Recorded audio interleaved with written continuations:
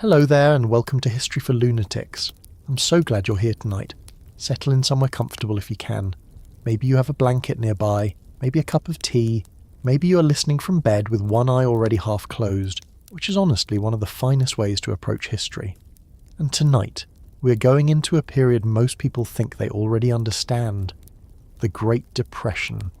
A time of bread lines, shuttered factories, empty pockets, worried faces, and men in worn coats standing outside employment offices before the doors had even opened. But that is not quite the whole story. Because when we say people were broke during the Depression, it can sound as if money simply disappeared and everyone stood still waiting for better times. That is not what happened. People moved, they improvised.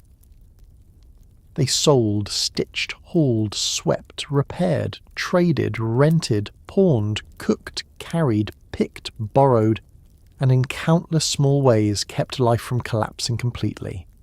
They found money wherever money could still be found, and when they could not find much, they learned how to make a little behave like more. Before we step into that world, let me ask you something. What does making money feel like to you? I do not mean in some grand philosophical way, I mean very plainly. Is it a paycheck that appears on schedule, a number in an account? A routine you trust so completely that you barely think about it until something goes wrong? And where are you listening from tonight? A quiet bedroom, a couch, a late-night bus, a kitchen where the dishes are finally done. Wherever you are, imagine for a moment that the ordinary ways people expect money to arrive had stopped being ordinary. Imagine opening the newspaper and reading about another factory cutting jobs. Imagine knowing a bank in town has already closed and another might. Imagine a family sitting around a table not discussing vacation plans or a new purchase, but deciding whether a father should go downtown again tomorrow to look for work, whether a mother can take in another basket of laundry, whether a child is old enough to sell newspapers on a corner without being cheated. That was the kind of arithmetic many American households were forced to learn in the early 1930s. If this kind of storytelling speaks to you, if you like history not only when it is dramatic, but when it becomes close enough to touch, it would mean a great deal if you give this video a like and subscribe to the channel. You do not have to do it right now. Do it when something in the story catches you. When a detail feels unexpectedly familiar, when you find yourself thinking, I never considered that before. And now let us go back to the United States in the first years of the Great Depression, to a country where people were not merely asking how to get rich, or even how to get ahead. They were asking a much smaller, much more urgent question. How do we bring in anything at all? The Great Depression began after the economic expansion of the 1920s came apart in 1929, and what followed was not one clean, sudden collapse, but a worsening series of shocks. Stocks fell, businesses cut production, banks failed in waves, credit tightened, savings vanished. By 1932, the Library of Congress notes that roughly 1 out of every 4 workers was unemployed. By late winter, 1933, the National Archives describes a country where more than 11,000 of 24,000 banks had failed. Millions were out of work, and millions more had jobs that barely paid enough to survive. Those numbers matter, but numbers can also make hardship feel strangely neat. 25% unemployment sounds like a statistic. It does not sound like a man waking before dawn, because rumours say a meatpacking plant may need 3 temporary hands. It does not sound like a woman turning a spare bedroom into rented space for someone she would never have considered taking in 5 years earlier. It does not sound like a boy counting bottles, rags, or scrap metal, because his family has learned that even pennies have become serious. The question at the heart of tonight's story is not simply how Americans survived the Great Depression. That question has been asked many times, and it usually leads towards soup kitchens, government relief, and the broad policies of the New Deal. Those belong in the story, and we will get to them. But first, we have to look at something more immediate. How did people actually make money when the familiar ladders had broken? What did they do on an ordinary Wednesday in 1931 or 1933, when the rent was due, the pantry was thinning, and the person who used to hire them had no work to offer. The answer is messier and more interesting than a single list of jobs. People often did not replace one lost income with another. They replaced one lost income with 6 smaller ones, none of them secure. A day's labour here, a boarder there, a little sewing, a little peddling, a few hours of cleaning, some seasonal picking, a government project if one became available, a favour owed by a neighbour, and sometimes a sale of something from the house that no one wanted to lose but everyone understood might have to go. That was the cash economy of desperation. Not elegant, not efficient, but real. It is easy, from a distance, to imagine the Depression as a black and white photograph of stillness. Men standing in lines, families staring from porches, migrants paused beside overloaded cars. Yet money-making during those years was full of motion. People walked miles to chase rumours of work. They rode freight trains because labour might exist somewhere else. They put handwritten signs in windows. They knocked on doors offering to sharpen knives, mend chairs, wash windows, repair umbrellas, chop wood or clear snow. Women who had never held formal paid employment in earlier years found ways to turn domestic skills into cash, though the work was often underpaid and invisible. Teenagers searched for whatever errands an adult would pay them to do. Older people who had expected to depend on family discovered that the family itself was struggling. Nobody had time to sit comfortably inside the phrase hard times. Hard times had to be managed hour by hour. A small household in 1932 might have looked stable from the sidewalk. Curtains still in the window, a swept front step. Maybe a radio playing softly if the family had kept it. But inside, stability could be an illusion, assembled with great effort. The father had been laid off from a mill 8 months earlier. He still left the house each morning because staying home looked like surrender, and because somewhere, perhaps, someone might need an extra man. The mother stretched meals and quietly built another income stream if she could, washing other people's clothes, taking in alterations, preparing food to sell or renting part of the home. A daughter might help with the washing and ironing before school. A son might deliver circulars, sell papers, or run errands for a grocer. None of this always appeared in official records as employment, but it was work. It brought in cash, or reduced the need for cash, and during the Depression those two things often sat very close together. The federal relief records preserved by the National Archives show how deeply family economies were strained, and how often households had to piece together help from many directions at once. And here is something that matters from the beginning. Not everyone experienced the Great Depression in the same way. A white industrial worker in Detroit, a black sharecropper in Mississippi, a Mexican-American labourer in California, a widow in Chicago, a farmer in Kansas, and a young single woman in New York might all have faced financial crisis, but the doors open to them were not identical. Race, gender, region, age, citizenship, class, and health shaped who could get hired, who was turned away, who could rely on kin, and who faced discrimination piled on top of scarcity. The Depression narrowed opportunity for nearly everyone, but it did not do so evenly. That is one reason the history of making money during the period is so revealing. It shows the economy from below, where policy becomes personal, and where broad collapse is measured not only in stock values or bank totals, but in who gets chosen from a crowd outside a warehouse, and who is told to come back another day. The America of the early 1930s was still a country where many households understood practical self-help in ways that feel less familiar now. People repaired clothing longer, they reused jars, bags, string and paper. They preserved food, bartered services, and accepted forms of work that today might be separated into categories like freelance labour, gig work, domestic service, seasonal labour, or informal sales. But there was no fashionable language for it. No one called it a side hustle. It was not branding, it was survival. A man who shoveled coal into a basement for 50 cents was not building a personal enterprise. A woman who made pies to sell to boarders or neighbours was not launching a small business in the modern sense. They were trying to keep the weak from breaking apart. What makes this subject especially compelling is that the Depression rearranged the meaning of respectability. Before the crash, many middle-class Americans had strong ideas about the kind of work that suited them and the kind that did not. The 1930s tested those ideas. A clerk might become a door-to-door salesman. A trained craftsman might stand in line for ditch-digging work. A family that once hired domestic help might take in someone else's washing. A child who had been expected to focus only on school might be asked to contribute money.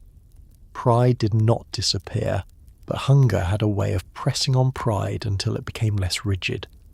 That change was not always graceful. Some people felt shame. Some concealed their circumstances from neighbours. Some refused relief until there was no other option. But the practical need to earn something somehow pushed millions into work they had never imagined doing. There is also a temptation to think of the Great Depression only in terms of total unemployment, as if people belonged to one of two camps, working or not working. In reality, underemployment was everywhere. A person might technically have a job, but only 2 shifts a week. A store might keep its clerk but cut wages. A factory might reopen for a brief run and close again. A labourer might work 1 day in 10. The National Archives describes millions who still had jobs in 1933, yet earned scarcely enough for subsistence, which is another way of saying that the paycheck itself had become unreliable as a measure of security. This is important because it explains why so many families searched for extra income, even when someone in the house remained employed. The problem was not always the complete absence of wages. Sometimes it was the shrinking of wages until they could no longer support a household. Let us bring this down to one evening, because history often makes more sense when we place it inside a room. It is late autumn, perhaps 1932. The day has been cold. In a modest house or apartment, supper is ending. There is no dramatic announcement, no cinematic speech about ruin. There is simply the familiar conversation that has become too familiar. The rent is still short. The grocer has extended credit twice already. The father heard that a contractor might need men for a road job, but when he arrived, dozens were waiting. The mother has been asked whether she can mend 2 coats and shorten a skirt. A neighbour may know of a woman who needs help cleaning once a week. One of the children wants to know whether selling magazines door-to-door is worth trying. Someone suggests pawning a watch. Someone else says no, not yet. The money discussion moves in circles because there is no clean answer, only possibilities. What happened next in homes like that is the subject before us. We're going to follow the money at the level where it mattered most, not the fortunes lost on Wall Street, though those losses helped set the crisis in motion. Not only the policy decisions in Washington, though those decisions would shape what relief work became possible. We're going to watch ordinary Americans scramble for income in all the ways that rarely become the headline version of history. We will look at the paycheck that vanished, because first we need to understand what disappeared. We will stand at kitchen tables where families sold food, took in work, and quietly turned household labour into cash. We will walk sidewalks with men asking for a day's task, teenagers offering services, and workers waiting to be selected. We will travel with migrants and harvest hands who went where the next season promised wages, only to find thousands of others had heard the same promise. We will sit inside the strange economy of barter and credit, where a chicken, a repaired fence, or a week's rent deferred could matter almost as much as currency.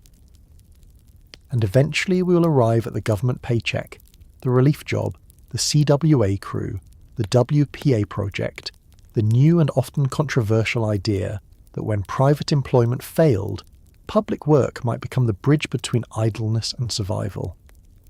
But before any of that, I want to make one thing plain. People during the Great Depression did not stop wanting dignity. They wanted to be useful. They wanted to provide. They wanted the small authority that comes from paying for your own bread, your own coal, your own shoes for the children. That desire mattered. It shaped the shame attached to joblessness.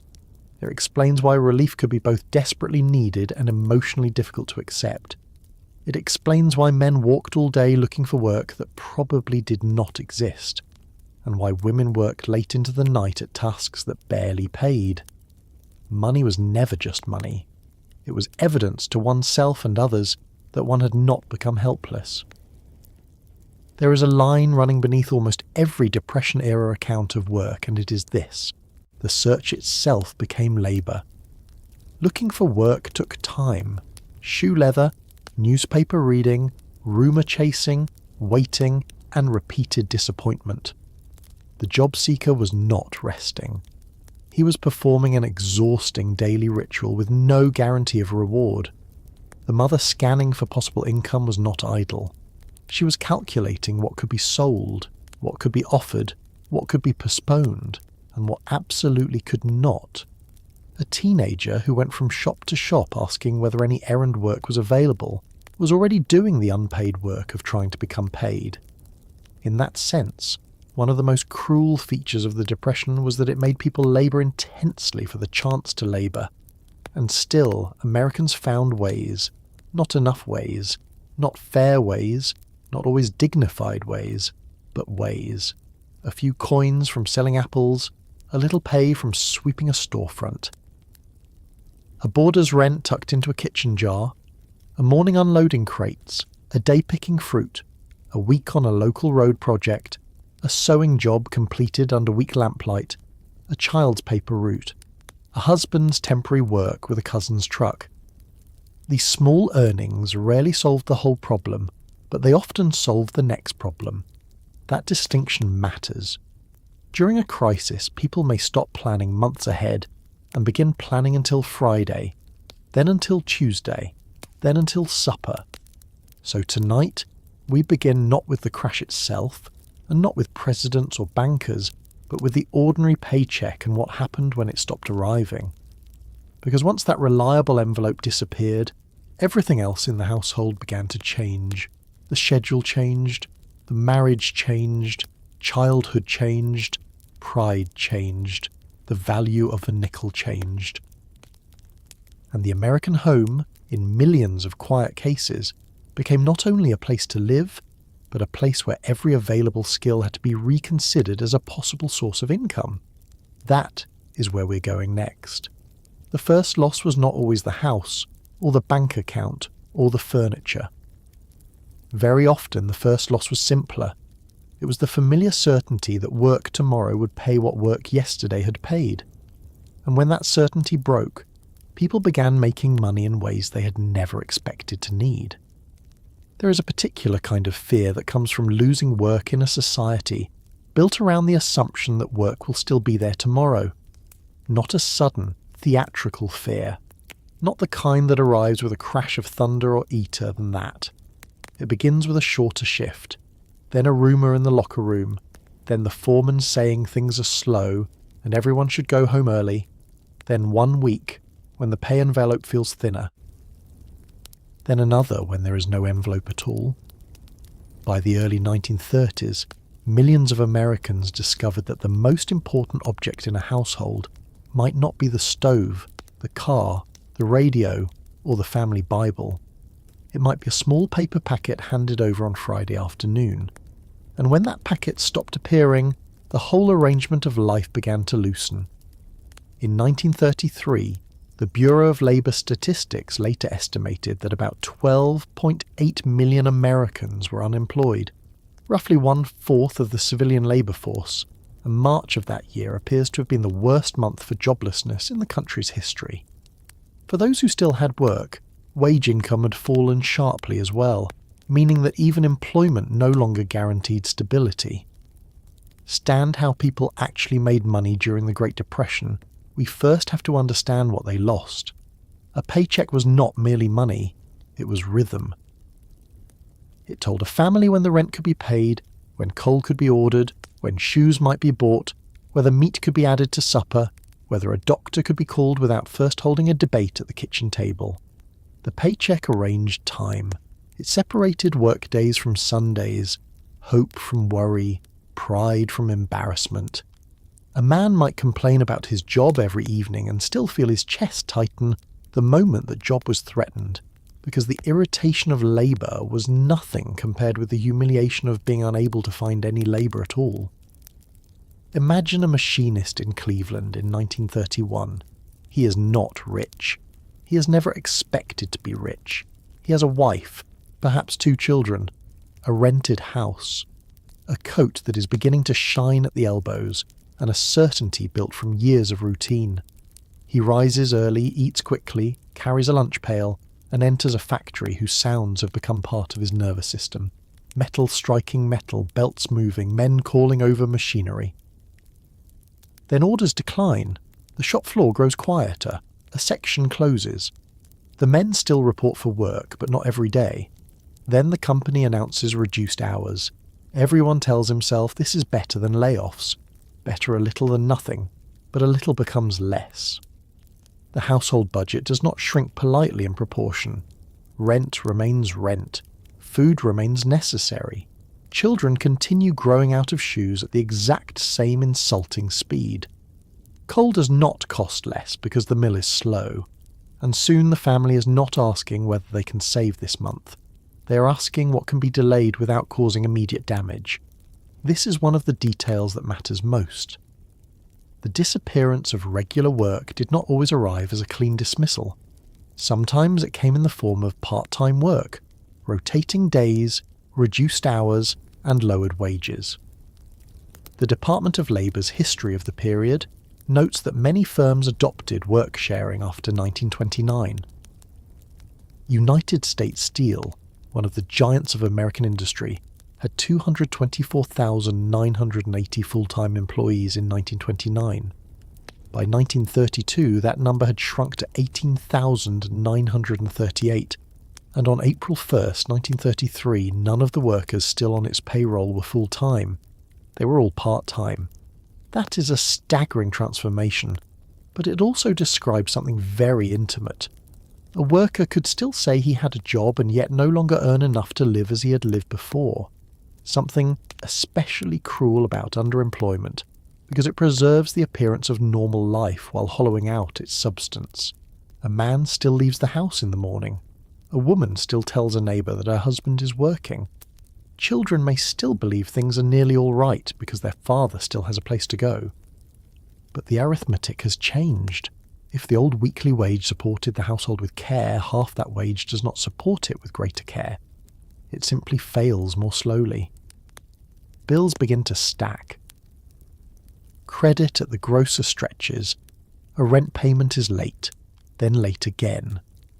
A wife starts taking in washing, first from one neighbour, then from another. A son asks whether the corner store needs deliveries done. A daughter stops asking about a new dress because she's noticed her mother turning collars and patching elbows with the concentration of a surgeon. The Depression pressed especially hard on the kinds of work that had seemed solid during the 1920s. Manufacturing contracted. Mines slowed. Construction withered. Railroads cut back. The goods people bought when they felt confident, cars, appliances, machinery, new homes, became easier to postpone when fear entered the household.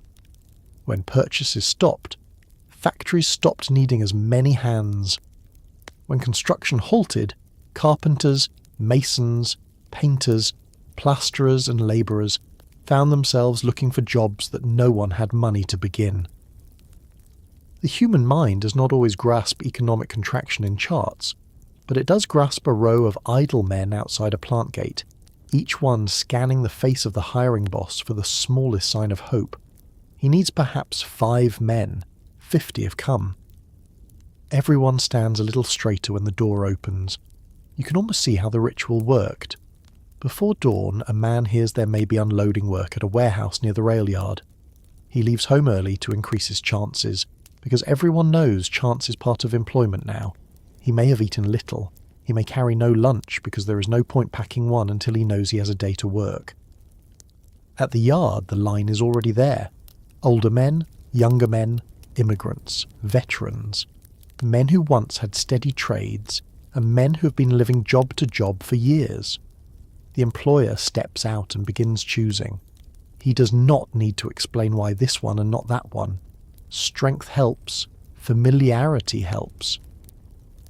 Youth may help unless experience is wanted. Race may decide the matter before anyone speaks.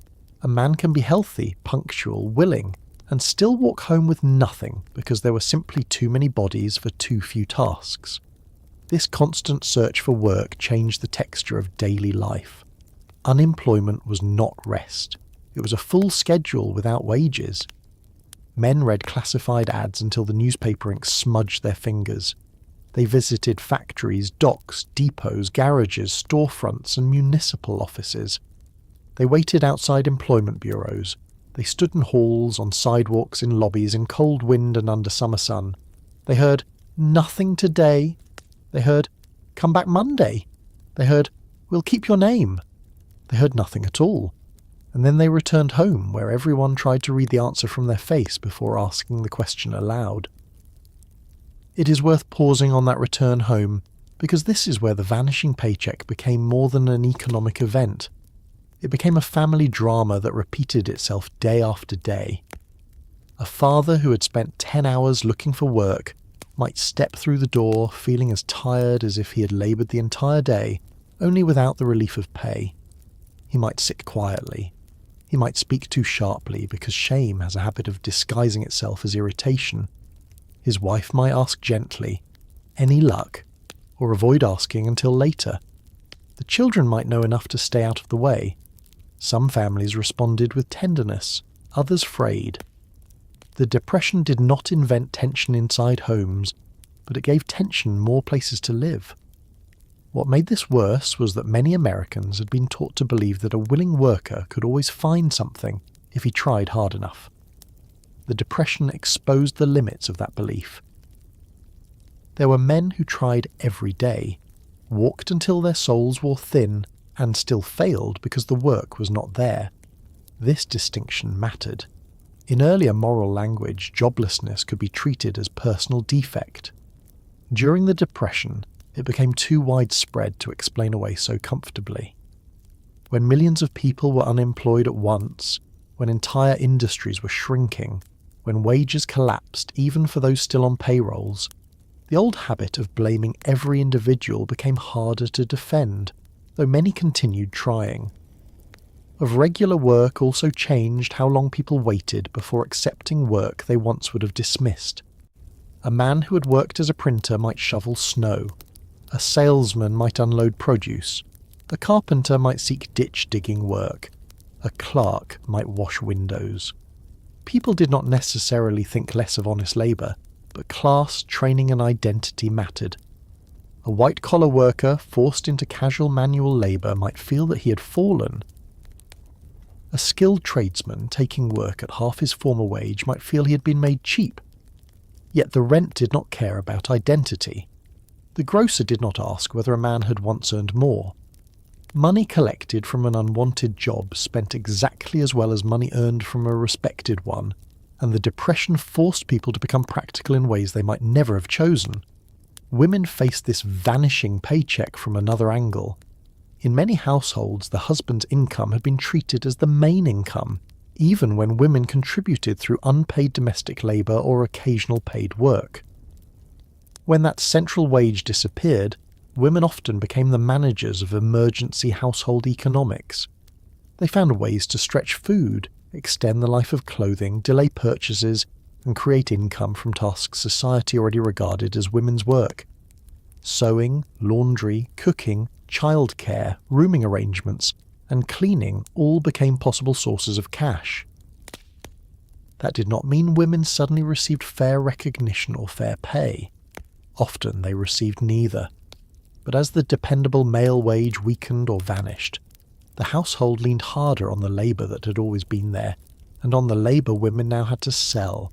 This could create strange contradictions. Some men felt ashamed that their wives needed to earn. Some wives felt guilty for succeeding at small paid tasks while their husbands searched without success.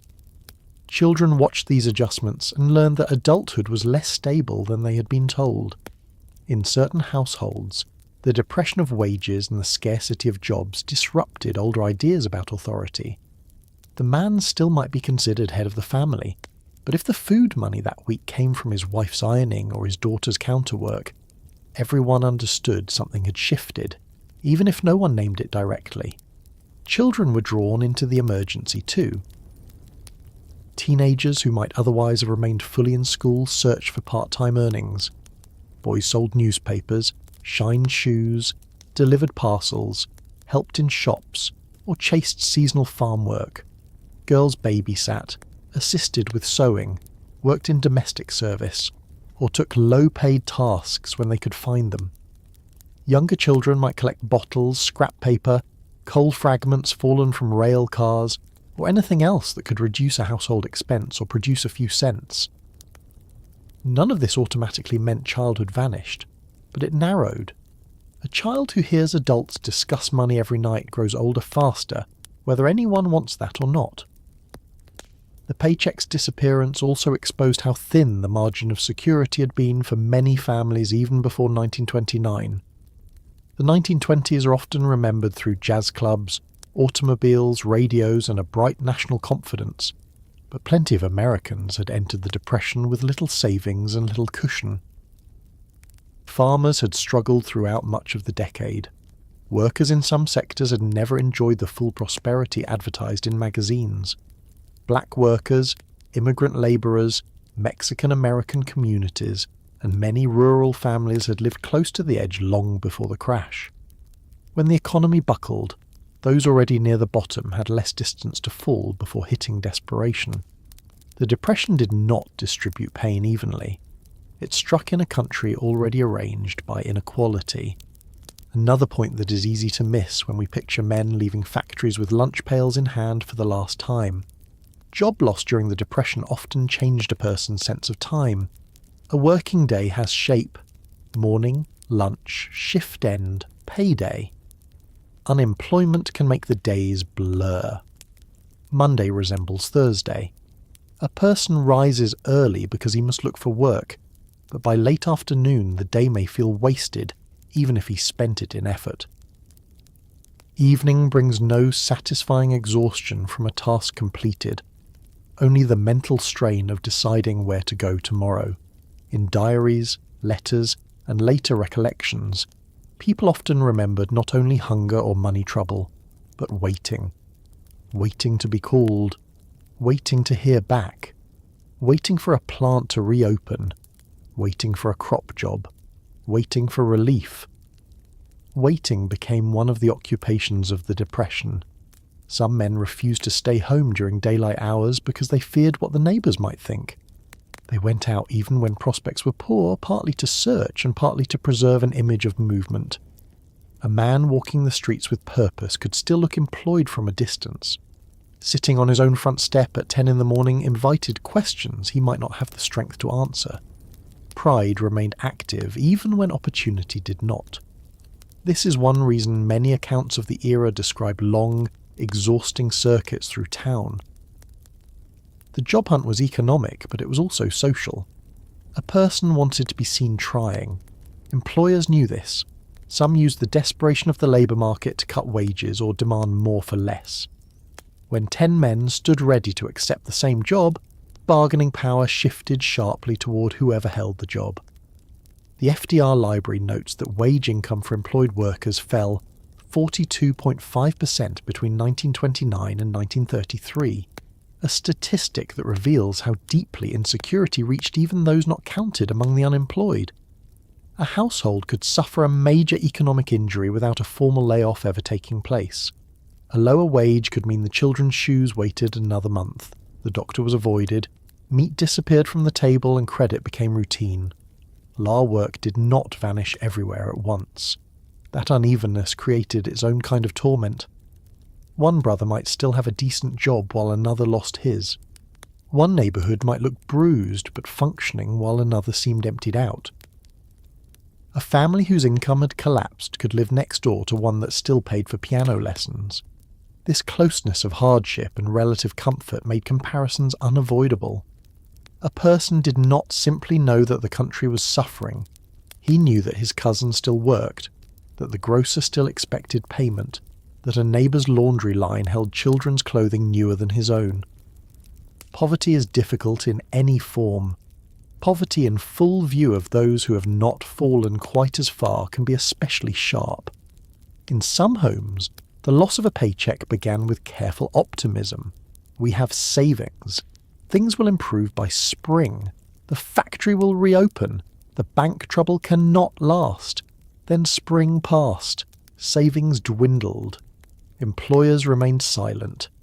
The newspaper reported new failures. By then, the household had moved from temporary adjustment into a different way of living. Furniture might be sold. Insurance might lapse. A room might be rented out. Meals might simplify. Birthdays might shrink. Christmas might become something parents approached with dread. The family had entered the long middle of crisis, where the first shock was gone but resolution had not arrived. This is where the story of making money during the Depression becomes most revealing. People did not wait politely for the old paycheck to return. They began searching for substitutes, then supplements, then scraps. When regular work disappeared, the line between employment and improvisation blurred. A person might be unemployed in the official sense while working every day at things no census would count cleanly. He chopped wood for one neighbour, repaired a fence for another, helped move a stove, sold a tool he needed, and returned home with $1.50 that represented an entire day's effort. His wife might have earned another 50 cents pressing garments. A daughter might bring back 10 cents from an errand. The family had money that evening, but not a wage. They had income, but not security. That difference shaped everything. There is a powerful temptation to look back and admire the ingenuity without sitting long enough with the fear that forced it into being.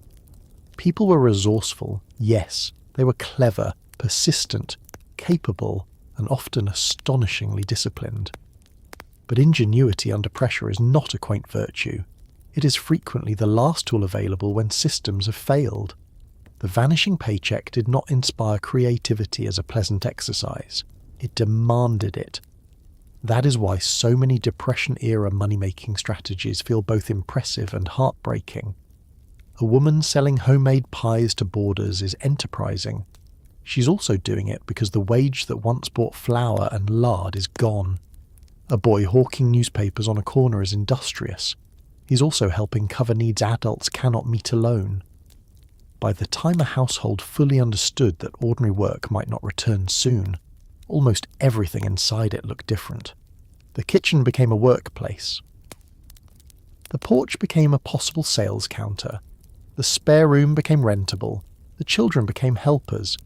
The old distinction between the family's private life and its economic life grew thin, and that is the place we need to move toward next, because once the steady paycheck stopped serving as the reliable centre of survival, people began looking around their homes, their skills, and their neighbourhoods with a new question in mind. What here can be turned into money? What can be sold, rented, carried, cooked, stitched, repaired, or exchanged before another bill arrives? Once the steady paycheck stopped being dependable, people began looking at the world around them differently. A kitchen was no longer only a kitchen. It might become a place where pies could be baked for sale, jars filled, eggs just into a house that badly needed them. A front step was no longer only a front step. It might become the place where a man sat beside a crate of apples, hoping passers-by had a nickel to spare and enough sympathy to buy one. A watch, a winter coat, a wedding pin, a set of tools, a radio, even furniture that had stood in the same room for years could suddenly be evaluated in a new way. Not by memory, not by beauty, by whether it could bring in money before the next bill came due. That was one of the quieter transformations of the Great Depression. Objects changed meaning. Skills changed meaning. Food changed meaning. The question was no longer simply, what do we own, or what can we make? It became what here can be sold, practical when said quickly, almost tidy. But inside a household it was rarely tidy. Selling something is different from using it. Selling something because it is extra feels one way. Selling something because there is no money for groceries feels entirely different. Imagine a woman opening a drawer and taking out a small piece of jewellery she has owned since marriage. It is not lavish. Maybe it is not worth very much. But it was given with feeling, worn on holidays, put away carefully. And now she is considering whether it can help cover flour, coal, or rent. Imagine a man staring at a tool he still hopes to use if work returns, knowing that if he sells it today, he may get a few dollars, and if a job comes next week, he may need the very tool he no longer owns. Depression selling often carried this kind of penalty. You turned possessions into cash, but you sometimes sold away your future ability to recover. Pawning offered one alternative, because a pawned object could theoretically be redeemed later.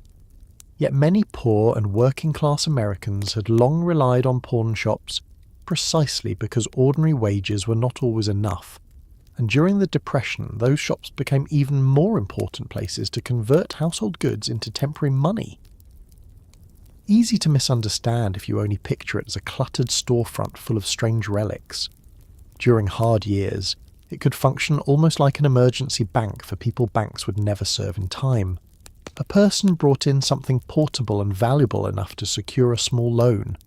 A watch, a coat, a musical instrument, tools, jewellery, perhaps even a revolver or a silver piece passed down through a family. The pawnbroker assessed it, offered far less than its sentimental worth and handed over cash.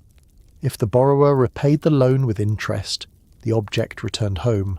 If not, it stayed behind and was resold. What made this arrangement both useful and painful was that it transformed private distress into a public transaction. A person did not have to explain every detail of the household crisis, but the object spoke for them. It said money is short. It said there is no easier source. It said something had to leave the house today.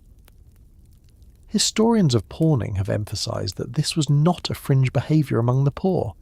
It was a recurring strategy by which working people supplemented inadequate wages, and the Depression only sharpened the need. G went through pawn shops. Some things were sold directly. A chair that had become unnecessary because a family had moved to a smaller place. A spare mattress if a room was no longer being kept for guests. A child's outgrown coat. A kitchen item that could be done without. These sales might happen through neighbours, handwritten signs, church connections, classified advertisements, or simply word of mouth. The price was rarely what the owner wanted. Hard times create buyers who know sellers are under pressure. A table that once cost a respectable sum might leave for almost nothing, because almost nothing was still better than nothing. The transaction could be quick, but the effect lasted. A room looked different afterward. There was more floor where a bureau used to stand. A shelf was emptier. A family learned to live around absences.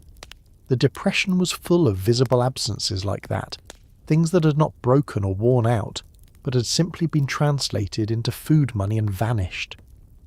This pattern is harder to count than unemployment, yet it shaped homes across the country, because household possessions often became one of the first reservoirs of emergency cash. Selling in the open, where desperation stood directly beside commerce. The apple vendor became one of the most recognisable images of the Depression for a reason. In 1929, with a large surplus of apples and enormous unemployment in American cities, Joseph Sicker of the International Apple Shippers Association helped organise a system in which unemployed men could obtain boxes of apples at reduced cost and resell them on street corners. By 1930 and 1931, apple sellers had become a common sight in New York, and accounts from the period described men stationed throughout the city with small wooden boxes, trying to earn money one apple at a time. Some reports estimated that as many as 6,000 people sold apples in New York each day at the programme's peak. The work was simple to explain but difficult to perform. A man stood in public, often in bad weather, announcing through his presence that he had no regular work. He was selling, not begging, but the line could feel painfully thin. That was exactly why the apple mattered. It gave a transaction shape. The buyer received something. The seller retained a measure of dignity. The emotional difference between holding out an empty hand and holding out an apple. To the passerby, both might inspire pity. To the person standing there, they were not the same thing at all. Selling meant there was still an exchange, still a price, still a claim to usefulness. A newspaper reporter in 1930 observed that wherever the apple boxes appeared, one could easily hear stories of unemployment, misery at home, and near starvation. Yet the very act of selling gave many men a way to meet the public without admitting total defeat. Buyers sometimes paid more than the apples were worth because they understood the real purchase was not fruit alone. It was help disguised as commerce, mercy arranged through a nickel. Eventually, the apple-selling effort became too widespread and too complicated to sustain in its original form, but the image lasted because it captured something central about Depression money-making. People did not only need cash, they needed ways to earn it that allowed them to stand upright in their own minds. Were the most famous, not the only sellers. Sidewalks and street corners in hard times attracted all kinds of informal trade, though not every practice was equally visible or equally recorded. Someone might sell pencils, shoelaces, newspapers, or small household items. A person with a cart might offer produce. A child might stand near a busy corner with whatever could be carried and priced low enough for hurried buyers. In some cities, street vending had long existed as part of urban life, and Depression conditions made that old form of survival newly urgent. A market curb, a train entrance, a factory gate at shift change, or the edge of a public square could become a place to test whether a few coins were still moving through the city. It was uncertain work. Weather mattered. Police rules mattered. Location mattered. Most of all, foot traffic mattered. A person could stand all day in the wrong place and earn almost nothing. But if a few items sold, the day was not completely lost. Selling occupied another space in the Depression economy. It was private enough to avoid the exposure of a crowded street, but public enough to require nerve. The seller walked from house to house with a basket, a sack, or a small sample case, offering whatever there was to offer.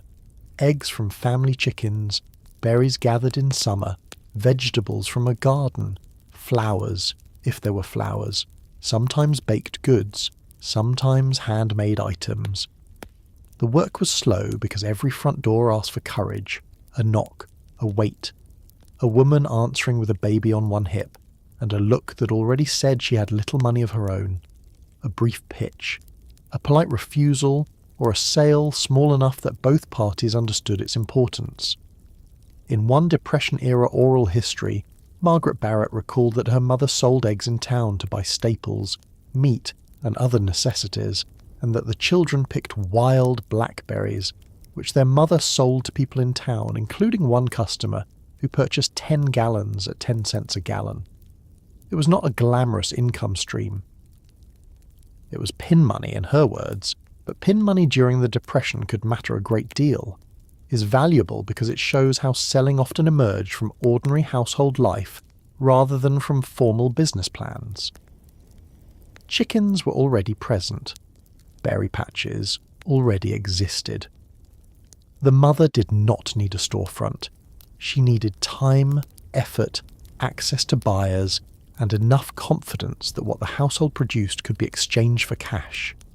This kind of economy was especially important in rural areas and small towns, where families might have food-producing assets but still lack money for taxes, mortgage interest, medicine, or store-bought necessities.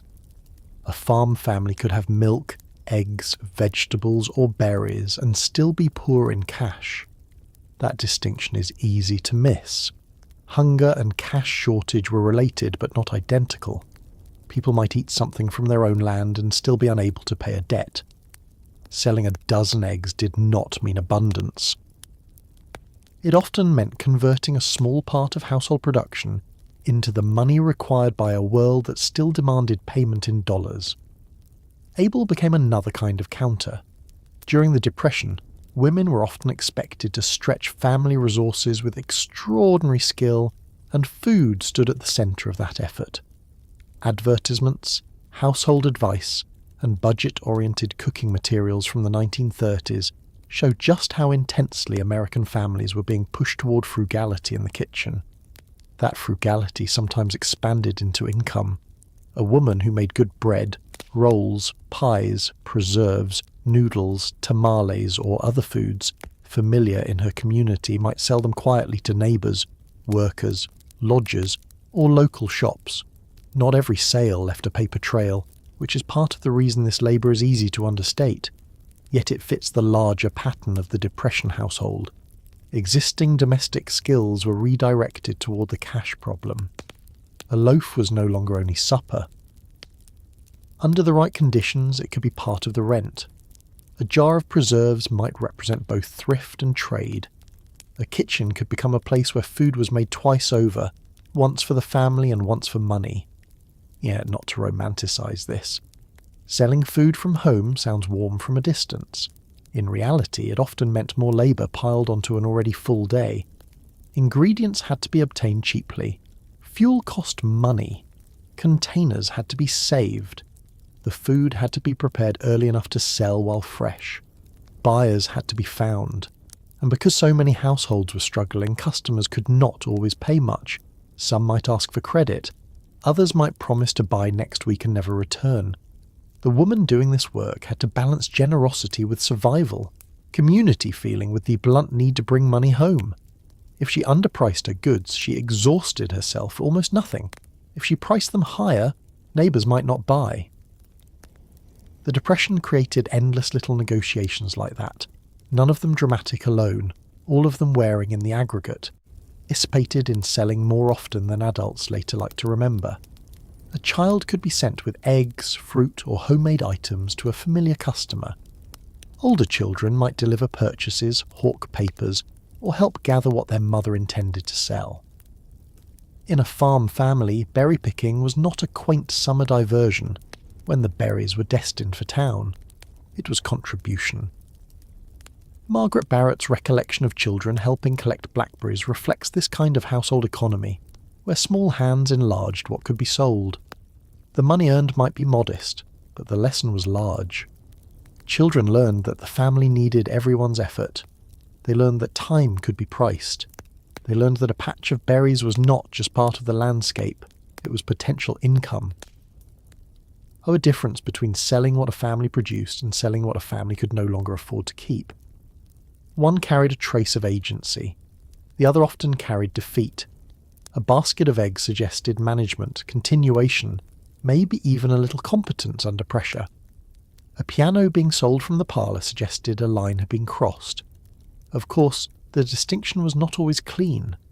A woman selling pies might do so because the family had already pawned what it could. A man selling apples might have sold his suit jacket weeks earlier. These strategies stacked. They did not arrive in orderly stages. Households tried one thing, then another, often all at once. This is why the Depression economy from below looks so crowded. One need produced many methods. One missing paycheck produced a household full of small commercial experiments. Aiming of selling mattered too. Communities judged, but they also understood. A neighbour who bought a pie or a jar of pickles might know perfectly well that the family needed cash. A shopper who bought an apple from a corner vendor might not have wanted an apple at all. People performed kindness through purchases because direct charity could embarrass both sides. This did not solve poverty, but it softened moments of it. In oral histories of Depression life, people often remembered neighbours helping one another with practical gestures rather than grand speeches. Buying something small when you could was one of those gestures.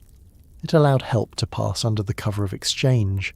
The seller could say, "I earned that." The buyer could say, "I only bought what was offered." Both statements were true enough to preserve dignity. Me selling exposed families to the limits of local sympathy.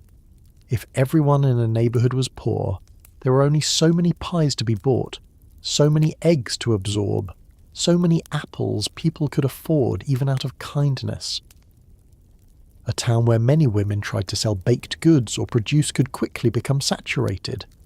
A city block with multiple street vendors created competition among people who all needed the same nickel. In that sense, Informal selling was both cooperative and competitive. People might wish each other well and still hope a buyer chose their basket, their apples, their corner. Hardship can make communities generous. It can also make opportunity painfully scarce. It was temporary. A household might part with a few items, sell produce in summer, or rely on sidewalk vending during a bad stretch before someone found steadier work. Other selling became a routine part of survival. That matters because repeated selling changes the structure of a household. A mother who regularly sold eggs developed customers. A family that produced more food than it used might plan around that modest income. A man who discovered a particular street corner or product that worked could return to it. Small informal selling sometimes approached a business, though precarious and unprotected. There were no paid holidays, no reliable orders, no guarantee of buyers, and no safety if illness interrupted the work. Yet it still represented a form of economic action when conventional employment had failed. Unique to one region, or one kind of family. Urban men sold on crowded corners. Rural women sold what farms and hedgerows could provide. Immigrant communities often drew on food traditions or family labour to create saleable goods. Black families, white families, Mexican-American families, and others all participated in forms of household enterprise, though they did so under unequal conditions and with different access to buyers, markets, and protection from harassment or exclusion. The Depression widened the use of these informal economies, but it did not erase existing inequalities. Some people had a porch on a decent street. Others had only a crowded sidewalk. Some had hens and a berry patch. Others had no land and very little to sell except their own labour, which takes us toward another kind of money-making that became even more common as the Depression deepened. We move there. I want to leave this image with you. A kitchen table in 1932. On one side, a bowl of berries freshly washed. On another, a stack of folded cloth sacks saved for reuse. Near the edge, a few coins from yesterday's sales. A woman is sorting what will go into town, deciding what can be spared and what must remain for the family. In another city, a man adjusts a crate of apples on a street corner, while commuters pass in coats buttoned high against the wind. Somewhere else, a watch changes hands in a pawn shop. None of these people is solving the Depression. None of them is becoming secure. They're doing something much smaller and much harder. They're creating a little cash where there was none. They are trying to keep the household moving without knowing when ordinary life will return. And once families began thinking this way, once they had already sold what could be sold and stretched household production as far as it would go, many turned next to the labour inside the home itself. Laundry, borders, sewing, mending, cooking, cleaning, and the long list of tasks that had always been done without wages began to look different when every dollar mattered. By the time a family had sold a few household items, stretched the contents of the pantry, and accepted that the old paycheck was not coming back on schedule, the next place they often looked was not downtown or at the factory gate. It was inside the home itself. The house became part of the family economy in a more direct way than before. The wash tub could produce income. The sewing basket could produce income. A spare bed, or even a crowded corner that could be made to hold one more person, could produce income. Work that had once been understood as part of daily domestic life began to overlap with paid labour, and the distinction between keeping a household and using the household to survive became harder to separate. That shift mattered enormously during the Great Depression, especially for women, widows, and families whose options for outside employment were limited or unreliable. The 1930 census instructions even acknowledged this kind of arrangement, noting that a family might keep a few boarders or roomers simply to supplement other earnings rather than operate a formal boarding house. The paperwork of government had to make room for what families were already doing in practice. Laundry is a good place to begin because it was one of the most common, one of the most physically punishing, and one of the least glamorous ways women brought money into a household. Taking in washing meant exactly what it sounds like. Someone else's dirty clothes came into your home, and you were paid to return them clean, dried, and often ironed. That may sound straightforward to us because most people today think of laundry as a machine running in another room while they do something else. In the Depression years, that was not the reality for many families. Laundry could mean carrying bundles of clothes, heating water, scrubbing fabric, rinsing it, wringing it out, hanging it, taking it down, starching, and ironing. It could consume the whole day. In a Library of Congress oral history from Kentucky, a woman remembered that her widowed mother took in washing, and that she as a girl had to stay home and help. She recalled washing all day and being grateful to earn $1, adding that they sometimes washed in exchange for house rent. That one memory says a great deal. The work was hard, the pay was small, and it mattered enough to determine whether a roof remained over their heads. Try to picture that Monday morning. The woman has already done the family's own breakfast and begun the day's necessary chores. Then a large bundle of clothes arrives, or perhaps her daughter has walked into town to collect it and carried it back up the road. Shirts, underclothes, sheets, work trousers, children's garments, maybe towels. Nothing comes neatly sorted. Every piece must be handled. Some need soaking, some need stronger rubbing, some are heavy before they are wet and much heavier afterward. The payment is not high enough to make the labour feel worthwhile in any modern calculation, but families under pressure were not deciding whether a task was fair. They were deciding whether it could be turned into money. That is a different standard. It is a harsher one.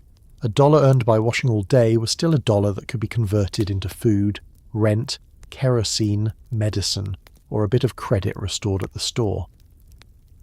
This kind of paid work also pulled children into the economy of the household. The Kentucky oral history makes that very clear.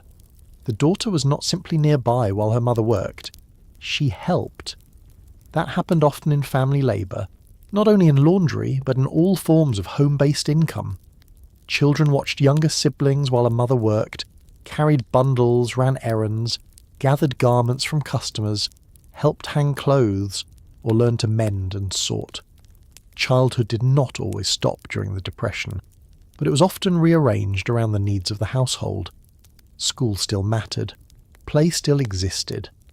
But if the family needed hands, hands were found wherever they could be found. Laundry also had a social dimension that is easy to miss. To take in washing was to accept intimate evidence of other people's lives into your own home. You handled their daily clothing, their stains, their collars, their baby's garments, their sheets. You knew who could still afford to send laundry out and who could not. Customers may have been neighbours, professionals in town, or better-off households that did not lose every ounce of comfort during the Depression. The woman doing the laundry might be poorer than the person whose clothes she washed, and the hierarchy of the relationship was built into the transaction. Yet the work also showed competence. People trusted her with what they wore in public. Her labour made their respectability easier to maintain, even as her own household struggled. That contradiction appears repeatedly in the domestic economy of hard times. The work was undervalued precisely because it resembled ordinary women's work, but families could not have survived without the money it brought. The 1930 census instructions reveal this imbalance in a blunt way. A woman doing unpaid housework in her own home was not to be counted as having an occupation, while a woman doing housework for wages or doing paid work at home was to be recorded differently. The labour itself could be nearly identical. What changed was whether money entered the room. Sewing and mending occupied a similar place. Clothing lasted because it had to last. Depression families did not casually replace garments when elbows thinned, hems tore, or seams opened. They patched, turned collars, darned socks, shortened dresses for younger sisters, let out fabric where possible, and saved buttons from anything too worn to preserve. Some of that labour belonged to the household. Some of it became paid work. A woman who had a reputation for careful stitching could take in alterations or make garments for neighbours. In an oral history preserved by the Library of Congress, Ulrich Haynes Jr. remembered that his mother was mostly at home, but added to the family income as a seamstress, making dresses for people and, at one point, working in New York's garment district. Her story captures the range this kind of skill could occupy. Sewing might remain within the home, it might become a small neighbourhood service, or it might connect to a larger labour market when circumstances allowed. There was a practical reason sewing became such an important fallback. Unlike many forms of paid labour, it could often be done at home and in fragments of time. A woman might sew after meals, during a child's nap, or by lamplight once the day's other work was finished. That did not make it easy. It made it possible. A dress for a customer had to fit. A coat hem had to hang properly. A tear repaired badly would be noticed. Need did not lower the customer's expectations. In fact, during hard times, a customer who paid to have an old garment altered instead of buying new might inspect the work even more carefully, because every cent mattered to them too. The household economy was full of people trying to save money from one another without losing one another's goodwill. Mending may have brought in less cash than full dressmaking, but it could be more frequent. A skilled woman might repair gloves, replace linings, hem curtains, remake a child's coat from an adult garment, or fix a work shirt well enough to survive another season. Some families did this only for themselves. Others did it for neighbours. The difference between thrift and income was often one or two additional pieces on the table. A mother might be repairing her own child's stockings, and then beside them, a neighbour's garment for a few coins. The same needle moved through both economies. This is why the home is such an important place to look when asking how people made money during the Depression. The work was not always advertised. It did not always appear in a shop window or a formal payroll. It sat folded in a basket waiting to be finished before morning. Boarders and roomers changed the home in an even more direct way because they turned private space into rentable space. The scale of this dupractice was substantial. Census research found that the number of roomers and boarders peaked in 1930 at about 3.8 million people. During that census year, roughly 2.6 million households contained a roomer or boarder, representing about 9% of all households. Female householders were especially likely to take in roomers. In 1930, 17% of female householders did so, compared with 8% of male householders. The census paper notes that many women householders who took in roomers were widowed, and it suggests that economic factors likely mattered. Those numbers do not tell every story, but they make one point impossible to miss. Taking in boarders was not rare or eccentric. It was one of the ordinary ways households converted space into survival. A boarder was not necessarily a stranger in the modern sense. He might be a worker recently arrived from another town, a young unmarried clerk, a student, a relative of someone known to the family, or a labourer needing a place close to work. In some homes, the person paid only for a room. In others, room and meals came together. Either way, the household changed. A bedroom once used by children might be reorganised. Siblings might sleep together so a rentable room could be freed. The dining table now included another adult. Meals had to stretch. Privacy shrank. The family learned to live with footsteps that were not its own, with an extra coat hanging near the door, with one more person's habits inserted into the rhythm of the house. The census instructions from 1930 show that officials recognised the commonness of families keeping a few roomers merely as a supplement to income rather than treating it as a full business. That distinction reflects how woven into ordinary domestic life the practice had become. For a widow, taking in boarders could be especially important because the house itself might be one of the few assets still under her control. A husband's death, job loss, or abandonment could force a woman to build income from whatever remained. The Census Bureau's later analysis found that among women who were householders and took in roomers or boarders in the earlier period, many were widowed. That does not mean every widow rented rooms, or that every boarder arrangement began in grief. It does mean that room renting was one of the recognised strategies available to women with limited access to better paid work. The house became an earning tool, not because it was convenient, but because it existed. Boarding also demanded labour, and much of that labour fell on women. A room had to be kept clean enough to retain the renter. Sheets had to be washed. Meals, if included, had to be prepared. Complaints had to be handled. Rent had to be requested, sometimes awkwardly.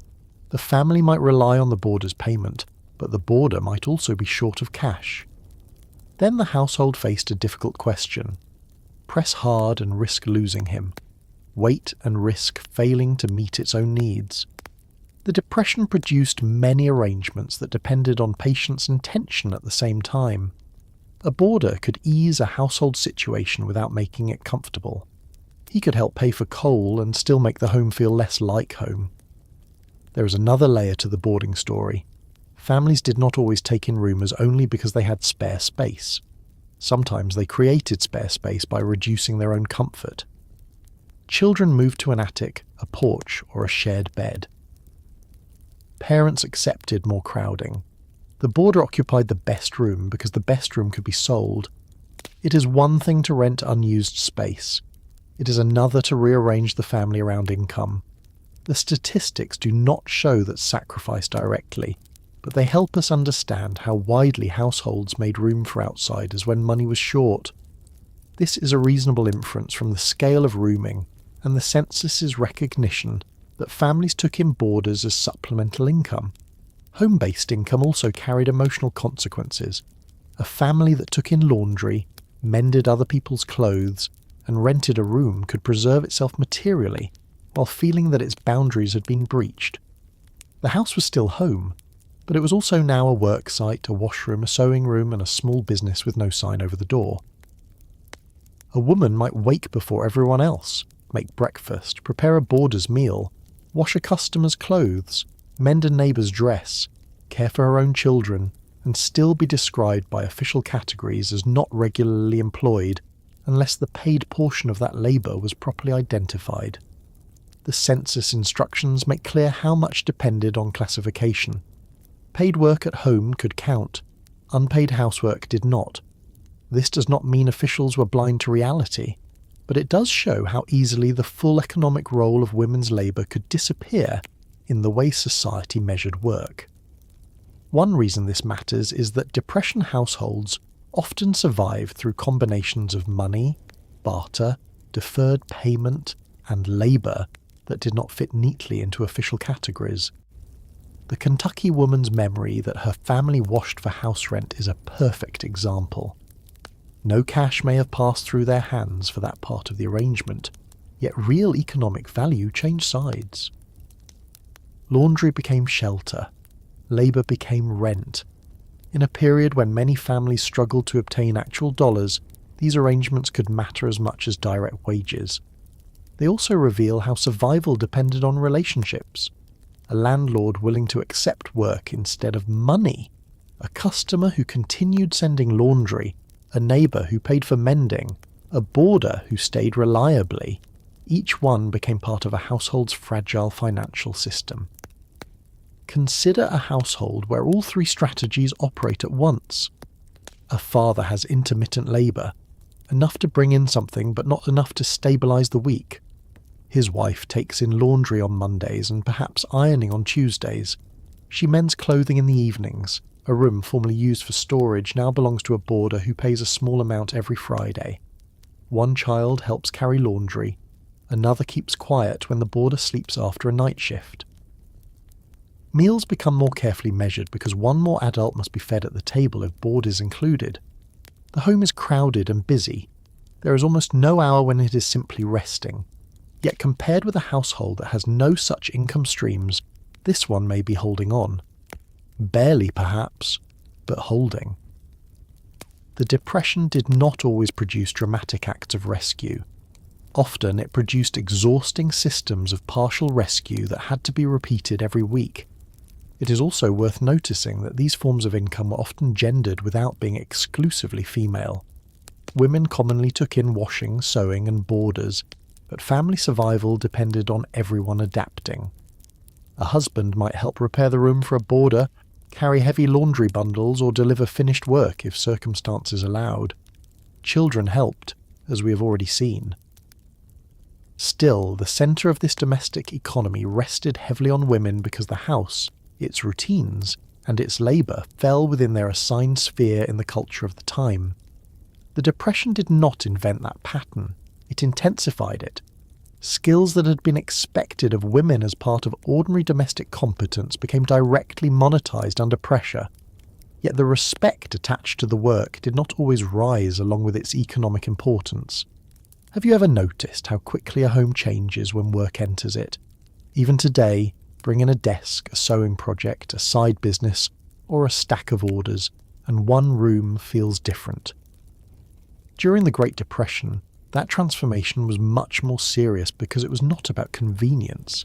It was about whether the household could function. A wash tub in the kitchen meant income, but it also meant the kitchen was unavailable for other things. A boarder in the spare room meant rent money, but also less privacy. A sewing machine by the window meant skill and earnings, but also another reason for a woman to remain awake after others slept. These trade-offs were constant. Families accepted them because they had few better choices. What strikes me most about this kind of Depression labour is how little display it made.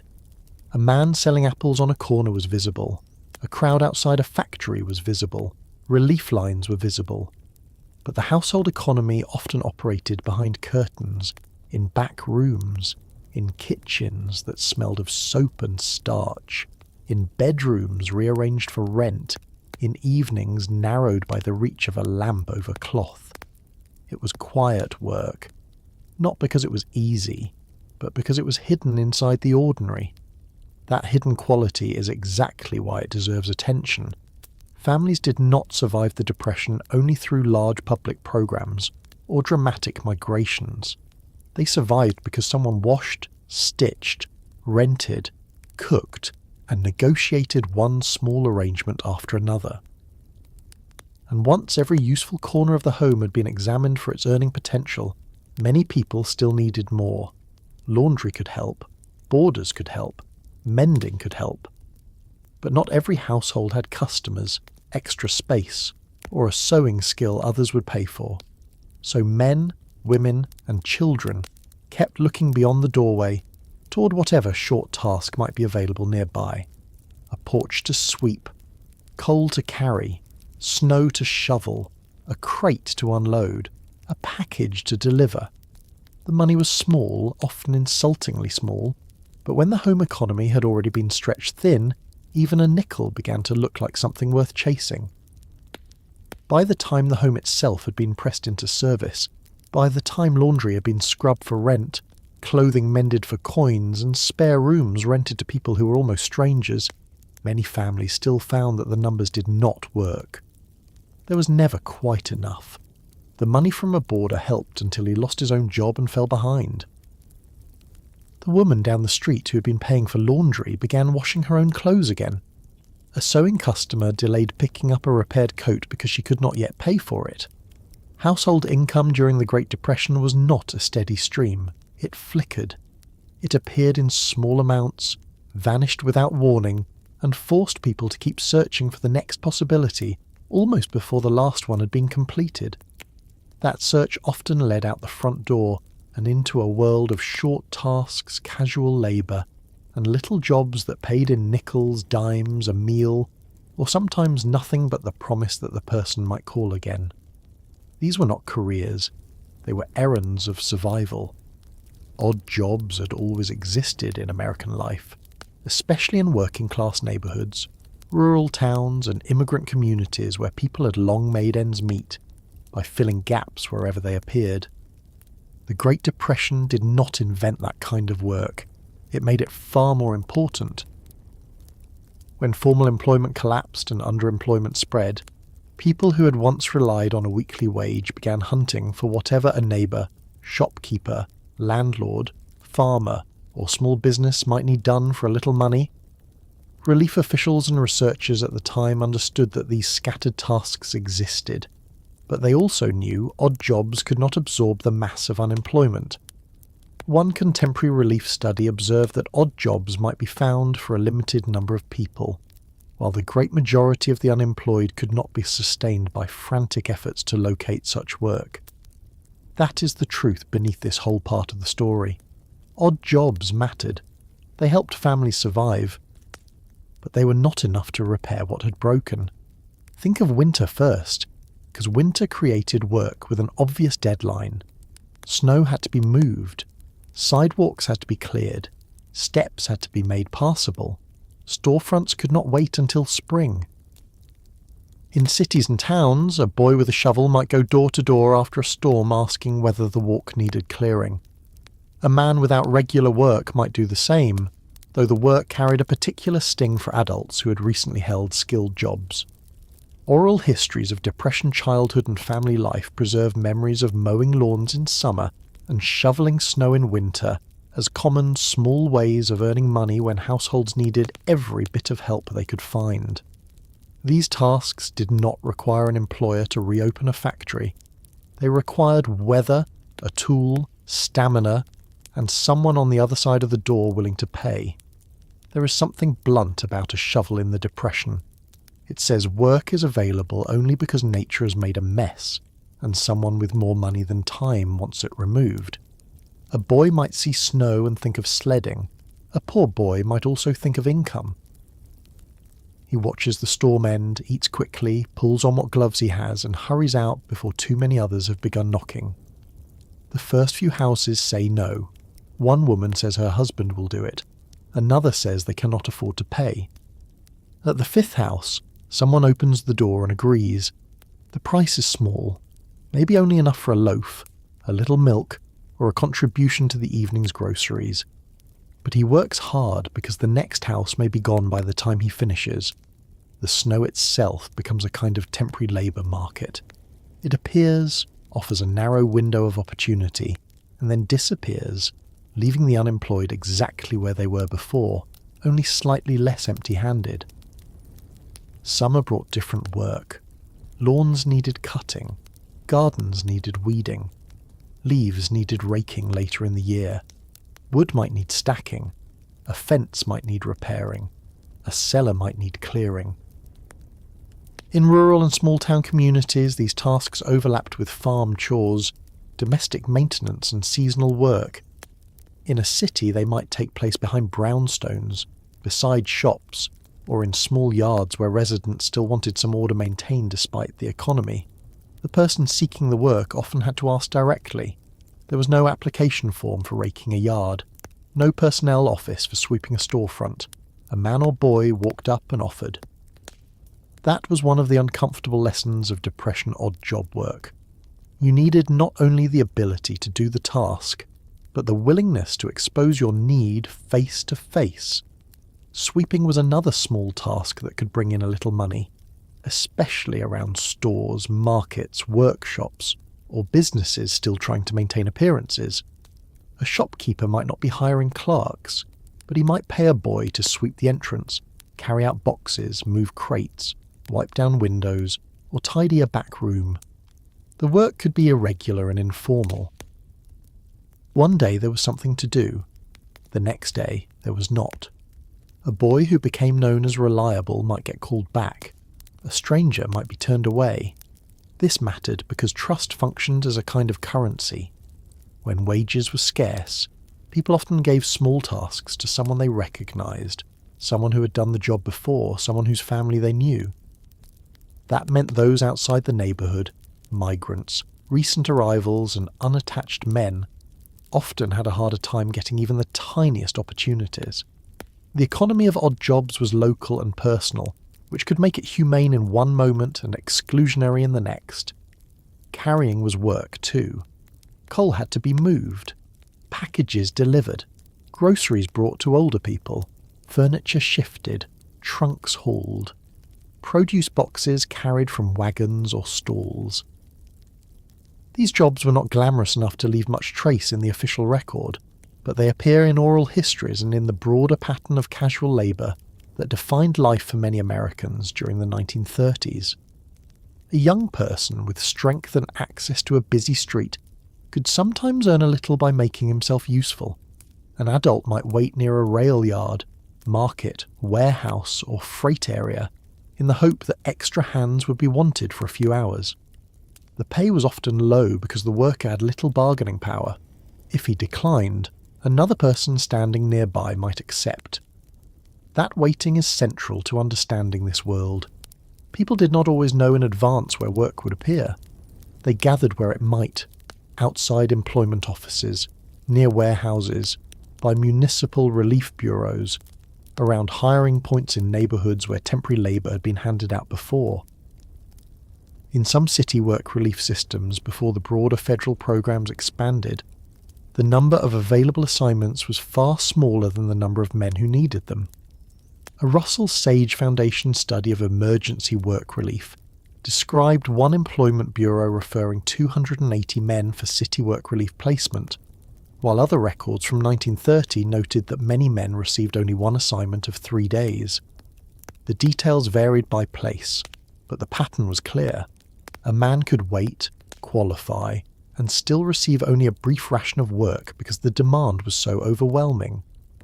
Picture a room like that. Men standing close enough to smell one another's wet coats, hats in hand, eyes toward the desk. Some are older, with years of work behind them and no taste for being told to wait. Some are young enough to look embarrassed by their uncertainty. A clerk calls names. A few men move forward. The others remain where they are, pretending not to watch too closely. The ones selected may get 3 days of digging, cleaning, road repair, or another municipal task. The others go home with nothing except the knowledge that they can try again. That is what waiting to be chosen meant. It did not happen only at formal offices. It happened outside warehouses, at farms during harvest, around docks, and in any place where the unemployed believed a small opening might appear. But in formal relief settings, the waiting became visible, organised, and impossible to ignore. There is a difference between looking for a job and waiting to be chosen for one. Looking suggests agency. Waiting reveals dependence. During the Depression, millions experienced both.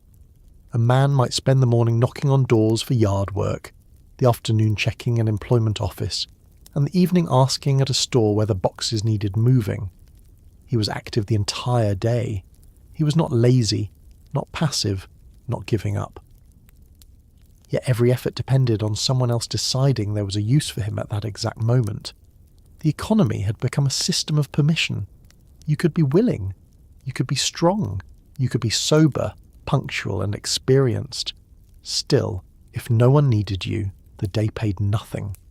That reality wore on people in ways that are hard to measure. Children and teenagers entered this casual labour world early. Some sold newspapers or shined shoes.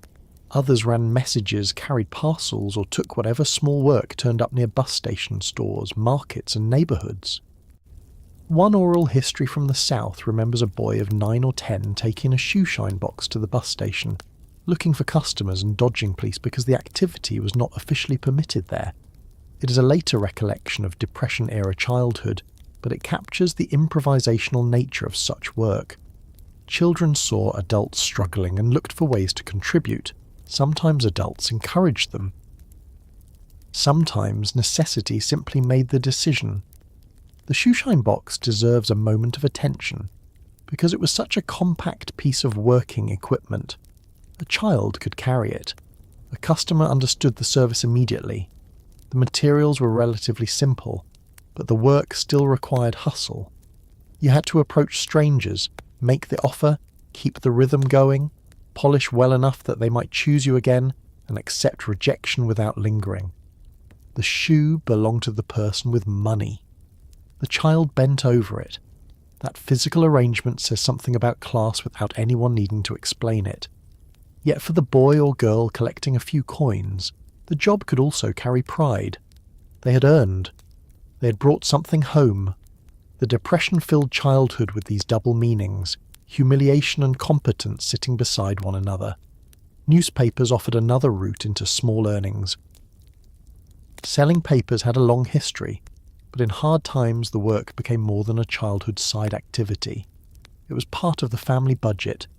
Boys called headlines at corners, delivered routes, or tried to secure spots where foot traffic was strong. A Library of Congress oral history summary preserves memories of people who, in youth, sold papers, shined shoes, polished spittoons, sold gas and oil, clerked in hotels, picked cotton, drilled water wells, and helped carpenters. The list is striking because it refuses to settle into one category. It shows the wide range of tasks people, especially young people from modest backgrounds, might take on in order to earn. Some were dirty, some were skilled, some were repetitive. All of them were part of learning that income could not be assumed. Odd jobs often paid less than the energy they consumed, but their value cannot be measured only by hourly rate. A small task might produce a coin that kept a household from asking for credit again that day. A neighbour's payment for cleaning a cellar might buy lamp oil. A shopkeeper's dime for sweeping might become school lunch money. A man hired for half a day to unload goods might return home with enough to make the family supper slightly better. During the Depression, the next small purchase mattered more than abstract notions of fair compensation. That is not a celebration of low wages. It is a recognition of how families reasoned when options narrowed. The immediate need had a way of defeating the long argument. Food could serve as payment too, especially for people on the move or families known to be struggling. In accounts of transient men during the Depression, some worked at menial tasks in exchange for a meal or a warm place to stay, particularly as men travelled in search of more dependable employment. This belongs more fully to the story of migration and roaming labour, but it intersects here because it shows how casual work and bare survival merged. A person might chop wood, repair a fence, clear debris, or help with farm chores not for wages in the formal sense, but for breakfast, supper, or permission to sleep somewhere safer than the roadside. The economic unit was not always dollars. Sometimes it was one more day kept intact. What made the odd job economy especially harsh was that it depended heavily on season, weather, and the goodwill or convenience of others. Snow created shoveling work, but no snow meant no such work. Autumn created leaf raking, but only briefly. Summer lawns needed cutting, but wealthy enough households with lawns to hire out were limited. Deliveries rose or fell with business. A shopkeeper who paid for sweeping in October might stop in November after sales worsened. The person seeking odd work had to be opportunistic without ever becoming secure. He or she learned to notice every potential task: a loose fence, a piled delivery, an elderly neighbour who struggled with steps, a storefront that looked as if it needed washing. The unemployed eye became trained to scan for work in the environment itself. Race and gender shaped who had access to these opportunities. Black workers often faced exclusion from better-paid jobs and could be forced into lower-paying manual and service tasks even when they had higher skills. Immigrants and Mexican-American workers encountered discrimination that narrowed their choices further. Women sought casual work too, though the jobs offered to them were often domestic or service-related, and those had already begun to blur with the home-based economy discussed earlier. Children of poorer families entered casual work sooner and more intensely than children in better-off households. The Great Depression expanded the number of people searching for scraps of employment, but it did not erase the older inequalities that decided who got even those scraps. It is also important to understand that odd jobs could damage a person's body while barely supporting it. Shoveling snow-strained backs, carrying coal-blackened clothes and burned lungs with dust, moving crates, pushing carts, and unloading freight punished hands and shoulders. Because the work was temporary, there was little incentive for an employer to care about long-term injury. If one man could not continue, another waited nearby. That logic predated the Depression, but mass unemployment made it sharper. Casual labour has always carried the risk of being treated as disposable. During the 1930s, with so many desperate for any income, that disposability became part of the atmosphere. This is a reasonable inference from the conditions documented in relief studies and the broader casual labour market of the period. And yet, among the people who took these jobs, there was often a stubborn insistence that any honest work was preferable to useless waiting. That idea appears again and again in Depression memory. People did what was available. They were not sentimental about it. They did not necessarily enjoy carrying coal or shoveling walks or standing in cold wind hoping to be chosen. They preferred it to returning home empty-handed. A small job proved something to the self. I found a way today. I did not just stand still. I brought something back. The emotional force of that should not be underestimated. The Depression was a financial crisis, but also a crisis of self-respect.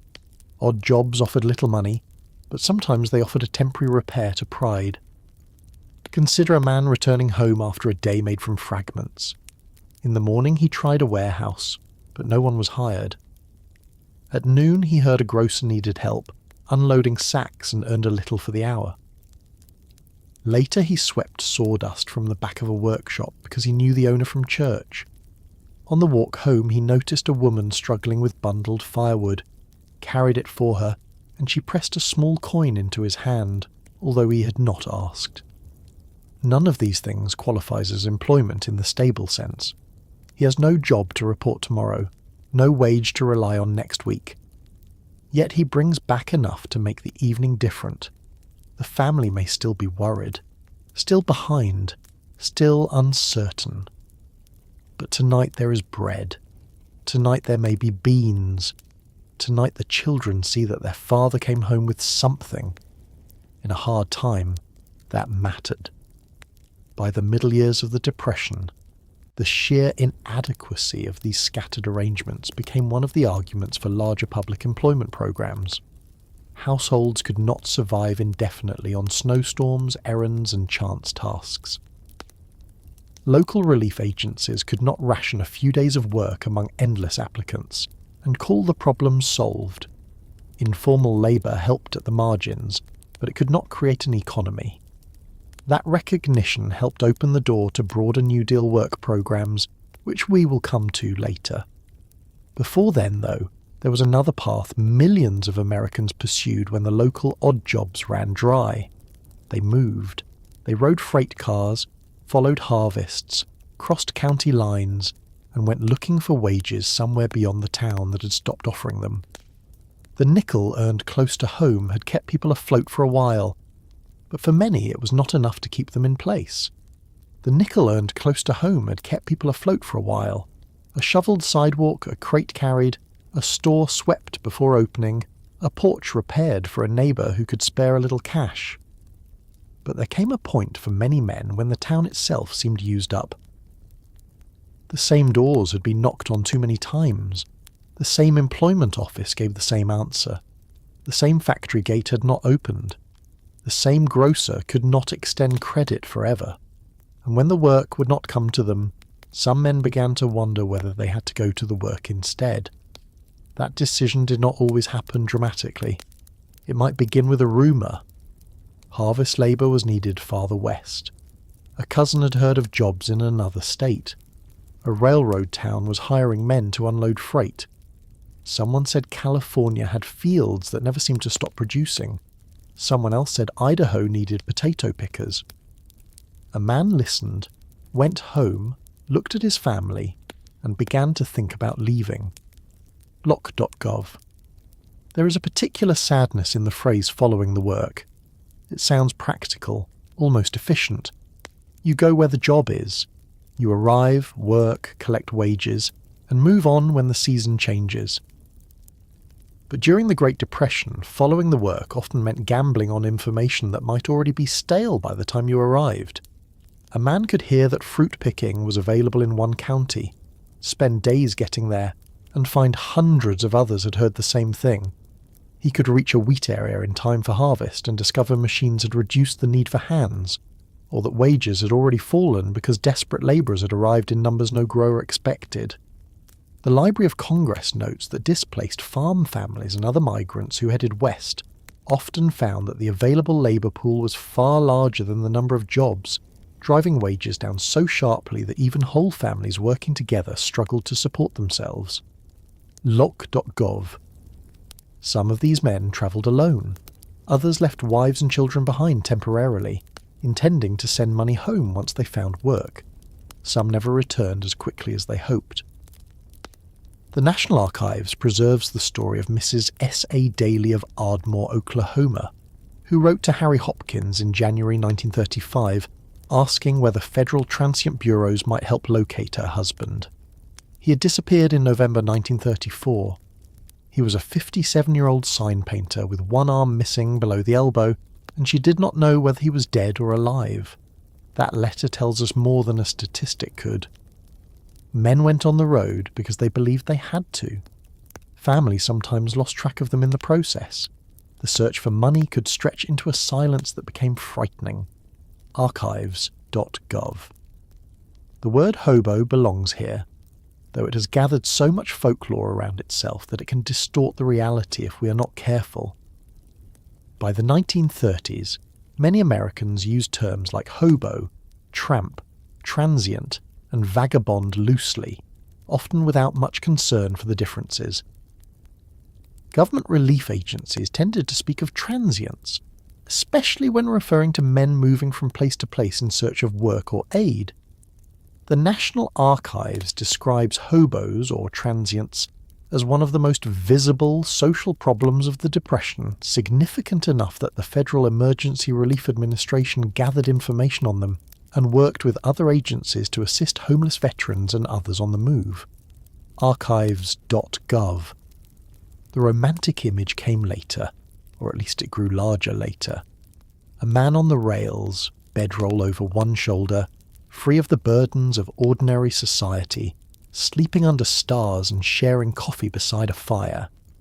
That version existed in stories, songs, and sometimes in the memory of those who survived it.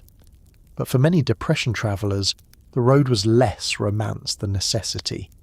They were not wandering because they disliked stability. They were wandering because stability had stopped paying them.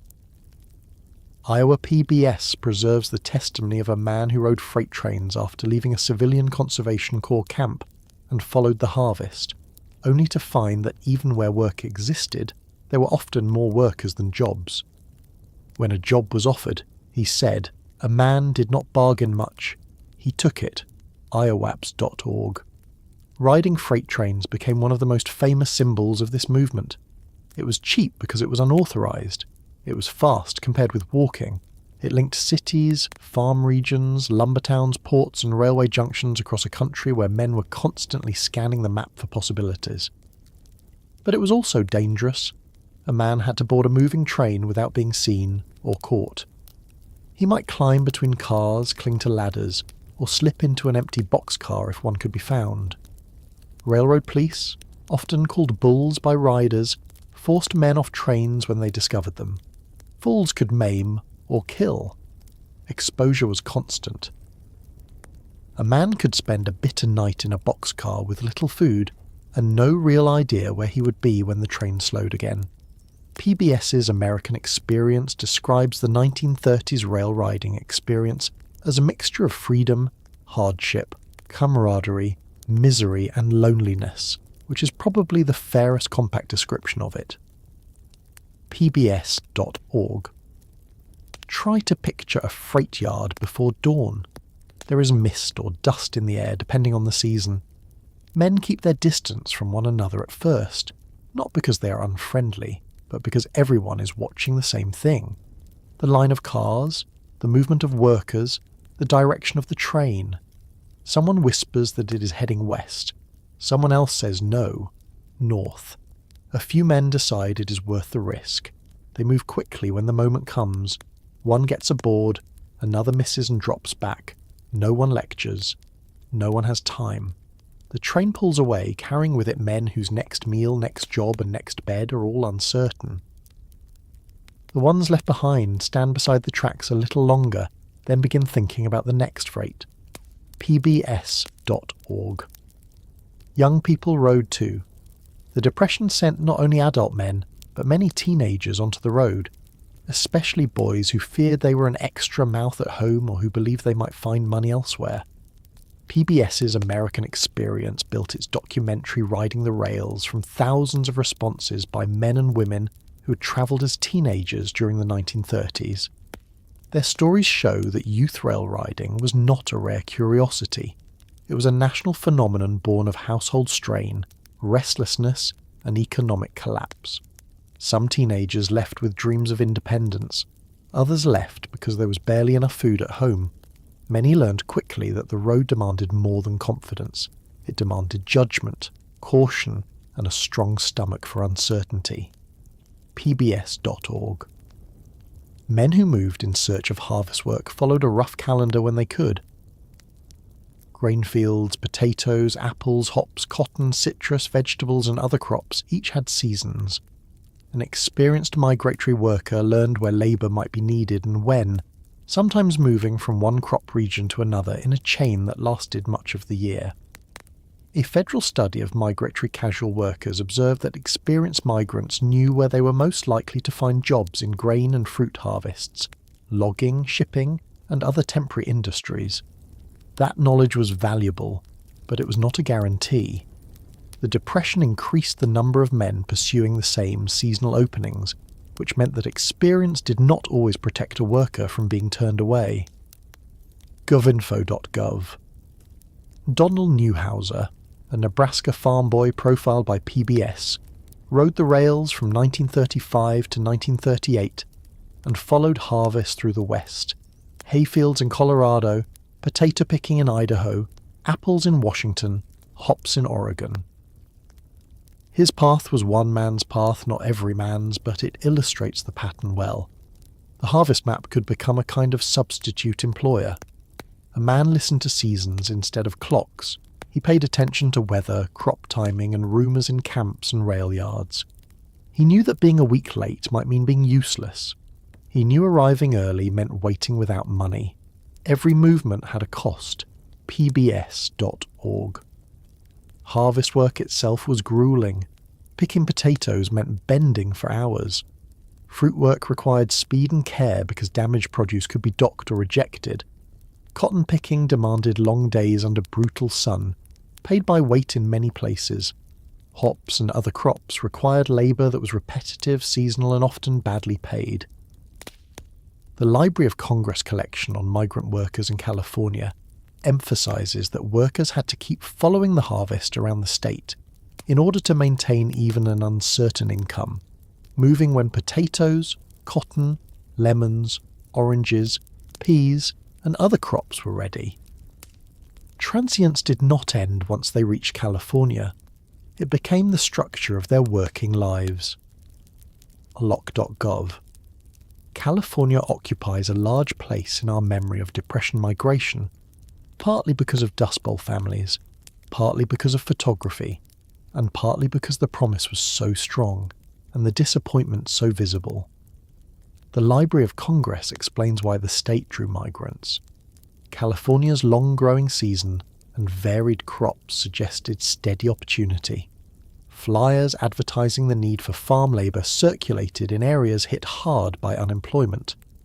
Route 66 offered a direct path westward for many migrants from the southern plains and nearby states. Yet upon arrival, many found that the state's labour market was already crowded and that local infrastructure was strained. Some migrants were even turned away at the border, while others who entered faced wages too low to support them. Lossa.gov. It is important to say clearly that the agricultural workforce in California did not suddenly appear with the Dust Bowl migrants. Mexican immigrants and other non-Anglo workers had long been central to American agricultural labour.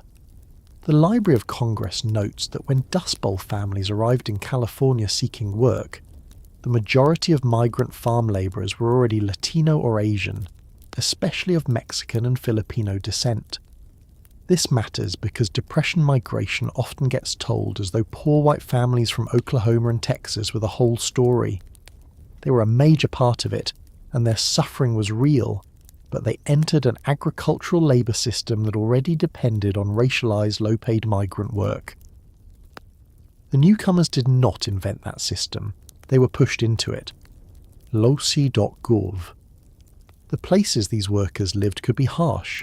Some set up camps along irrigation ditches and field edges when no better shelter was available. The Library of Congress describes these ditch bank camps as places of poor sanitation and serious public health concern. Later, the Farm Security Administration opened federally operated migrant labour camps beginning with Arvin in 1937, partly to address those conditions and partly to give workers a safer place to live away from some of the hostility they faced. But before such camps expanded, countless families and single men lived in whatever rough shelter they could manage near the fields that might hire them. Lock.gov. Single men on the road developed their own informal stopping places too. Some camped near rail lines, under bridges, in wooded patches beside towns, or in makeshift settlements often called jungles. These places could provide shared information as much as shelter. A man might learn where a farmer was hiring, which town ran vagrants out quickly, where a church served food, or which train line was worth trying next. This was survival knowledge, passed orally because no official office could keep up with the changing facts of casual labour. It was also imperfect knowledge. Rumours travelled faster than jobs. One man's good lead could become 50 men's disappointment. The government's concern with transient populations grew partly because so many men were living outside stable local support systems, moving from place to place faster than traditional charities or city agencies could handle. Archives.gov. The federal response came slowly but did come. In 1933, the Federal Emergency Relief Administration created transient relief efforts to assist people without settled local residence, including homeless men and unemployed veterans. The National Archives describes cooperation between FERA and the Veterans Administration, which provided shelter, subsistence and transportation for destitute veterans, and referred some men to work programs or the Civilian Conservation Corps. This did not erase the road. It did not instantly end rail riding or crop following. But it recognised that the country now had a large population of people who did not fit neatly into local relief categories because they were always moving, often precisely because local relief was insufficient. Archives.gov. There was judgment attached to these travellers, and it was not mild. Many local communities did not welcome transient men. They worried about crime, public expense, disease and disorder. Sometimes those fears were exaggerated by prejudice. Sometimes they were shaped by genuine strain on local resources. Towns with little enough for their own poor resented the arrival of outsiders who also needed food and shelter. Relief programs for transients were often controversial for that reason. Yet the travellers themselves were usually acting within the harsh logic of the period. If there is no work at home and a rumour of work elsewhere, staying put can feel less responsible than leaving. That is one of the cruel contradictions of the Depression. A man could be criticised for abandoning his family if he left, and criticised for failing to provide if he stayed. Archives.gov. Consider one man in 1934. He's married, perhaps with 2 children. His town has had no steady work for months. He hears there may be harvest labour west of the state line. He does not own a reliable car. Bus fare is too expensive. He has a few belongings, a coat, a bit of food wrapped for the road. He tells his wife he will send money as soon as he can. They both understand that sentence may not come true quickly. He boards a freight because the freight is moving, and he is not. Days later, he arrives somewhere that has already filled most positions. He takes a meal in exchange for a task. He sleeps outdoors. He walks to another town. He hears of work again and moves once more. Weeks pass. His family at home receives no letter, or one letter with little news. None of this is unusual enough to make the papers. It is a private version of a national crisis. Archives.gov. And some men did find work, at least for a time. A few weeks in the orchards, a short season in potatoes, a spell cutting hay, a logging job if they were lucky and knew where to go. These stretches of income mattered. They might allow a man to send home a little money, buy decent socks, eat better for a few days, or postpone the decision to seek relief. But seasonal work was rarely a ladder back to security. It was more often a bridge from one uncertainty to the next. The harvest ended, wages stopped, the camp thinned, men began talking about where to go after this. Work that depended on season required movement, and movement created costs of its own. govinfo.gov. There is also the simple issue of exhaustion. We sometimes talk about migrants and hobos as if their defining feature was motion, but the real condition may have been fatigue. Long train rides without sleep, walking roads under sun, waiting beside tracks, scrambling for labour, working intensely when hired because another man was ready to replace you, eating irregularly, sleeping badly. The road did not remove pressure. It rearranged it. A man no longer stared at the same town that offered no work. He stared at a chain of towns, any one of which might offer no work. That distinction could still matter psychologically, because movement offered hope, but hope in motion could be very tiring. pbs.org. What stands out most in this part of the Depression economy is how closely money and geography became connected. The small hustles near home had one logic. Laundry, borders, sidewalk work, selling apples, sweeping a storefront. The road had another. You traded rootedness for the chance of wages elsewhere. You accepted danger in exchange for possibility. You followed ripening crops, railroad lines, rumours, and the stories of men you met beside fires and freight yards. And even when the gamble failed, the choice to move could still seem rational, because staying had already failed. That is what made the Depression road so crowded. Before we leave these men and these roads, I want you to imagine the sound of a freight train pulling away at dusk, not as a romantic picture but as a practical one. Somewhere beside the tracks, men are deciding whether to board. Somewhere else, a wife is wondering whether a letter will come. In a California field, workers are finishing a day of picking and already thinking about the next crop. In a relief office, clerks are trying to sort out who belongs where when so many people no longer belong anywhere permanently. The search for money has widened from the home, to the neighbourhood, to the entire country. And yet travel, harvest work, and temporary wages did not solve every crisis. Often they only kept hunger a little farther from the door. That is why families also leaned on something older than wages, and sometimes more dependable than cash itself. Barter, credit, favours, and the delicate economy of owing and being owed. The road could carry a man toward work, but it could not guarantee wages when he arrived. A field might already be full. A camp might have no room. A grower might offer pay too low to justify the trip, yet still find men willing to take it because they had come too far to refuse.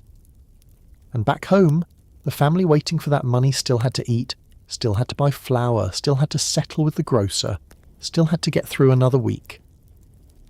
That is where the Depression economy became especially revealing, because when cash dried up, people did not simply stop exchanging things. They found other ways to keep value moving.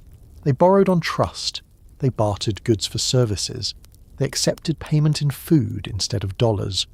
They let neighbours hunt in their woods, fed strangers in exchange for chopped firewood, extended store credit until the little handwritten account book became almost as important as a wallet. The country did not return to some ancient world without money, but in many households money became scarce enough that every alternative mattered.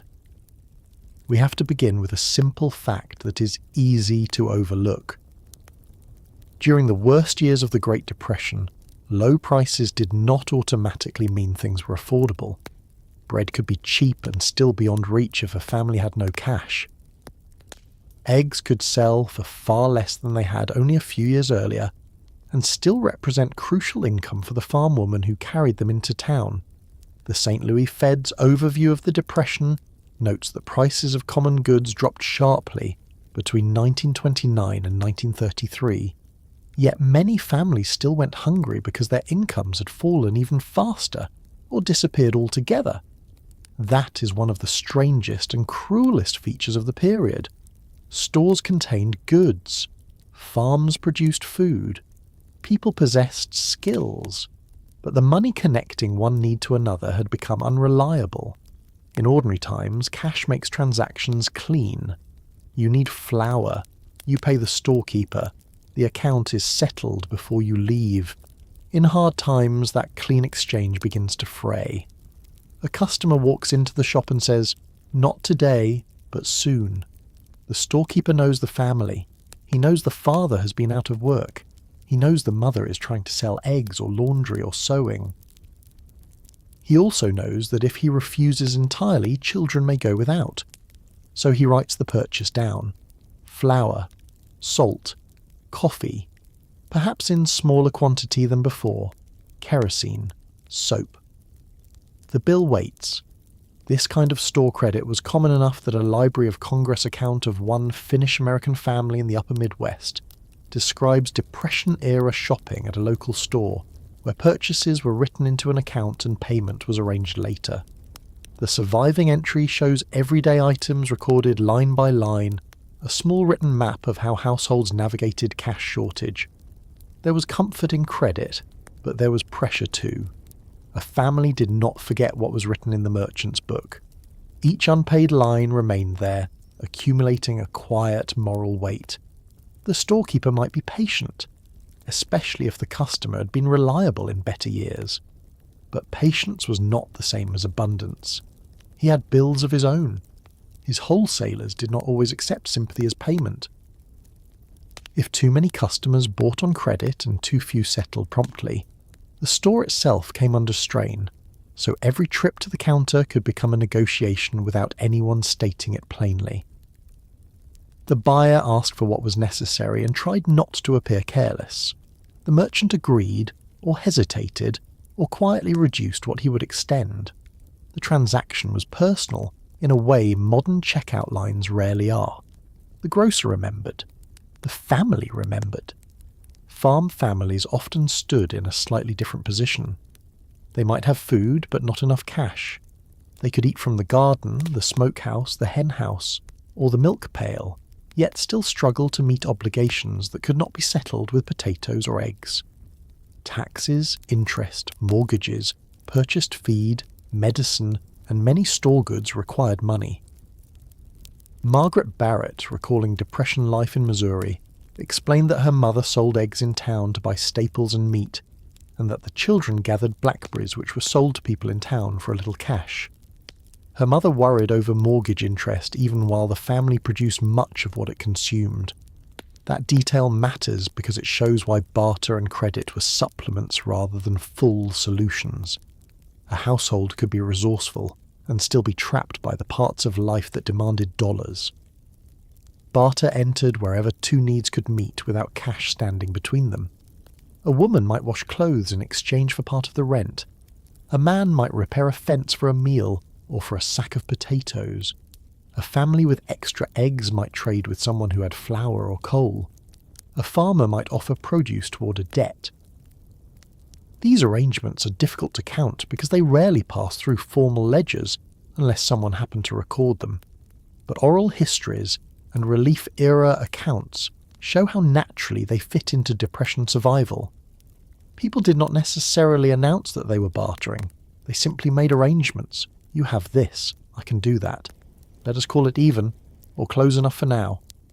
One of the most vivid examples comes again from Margaret Barrett's memory of travellers who came down from Highway 40 to her family's farm asking for food.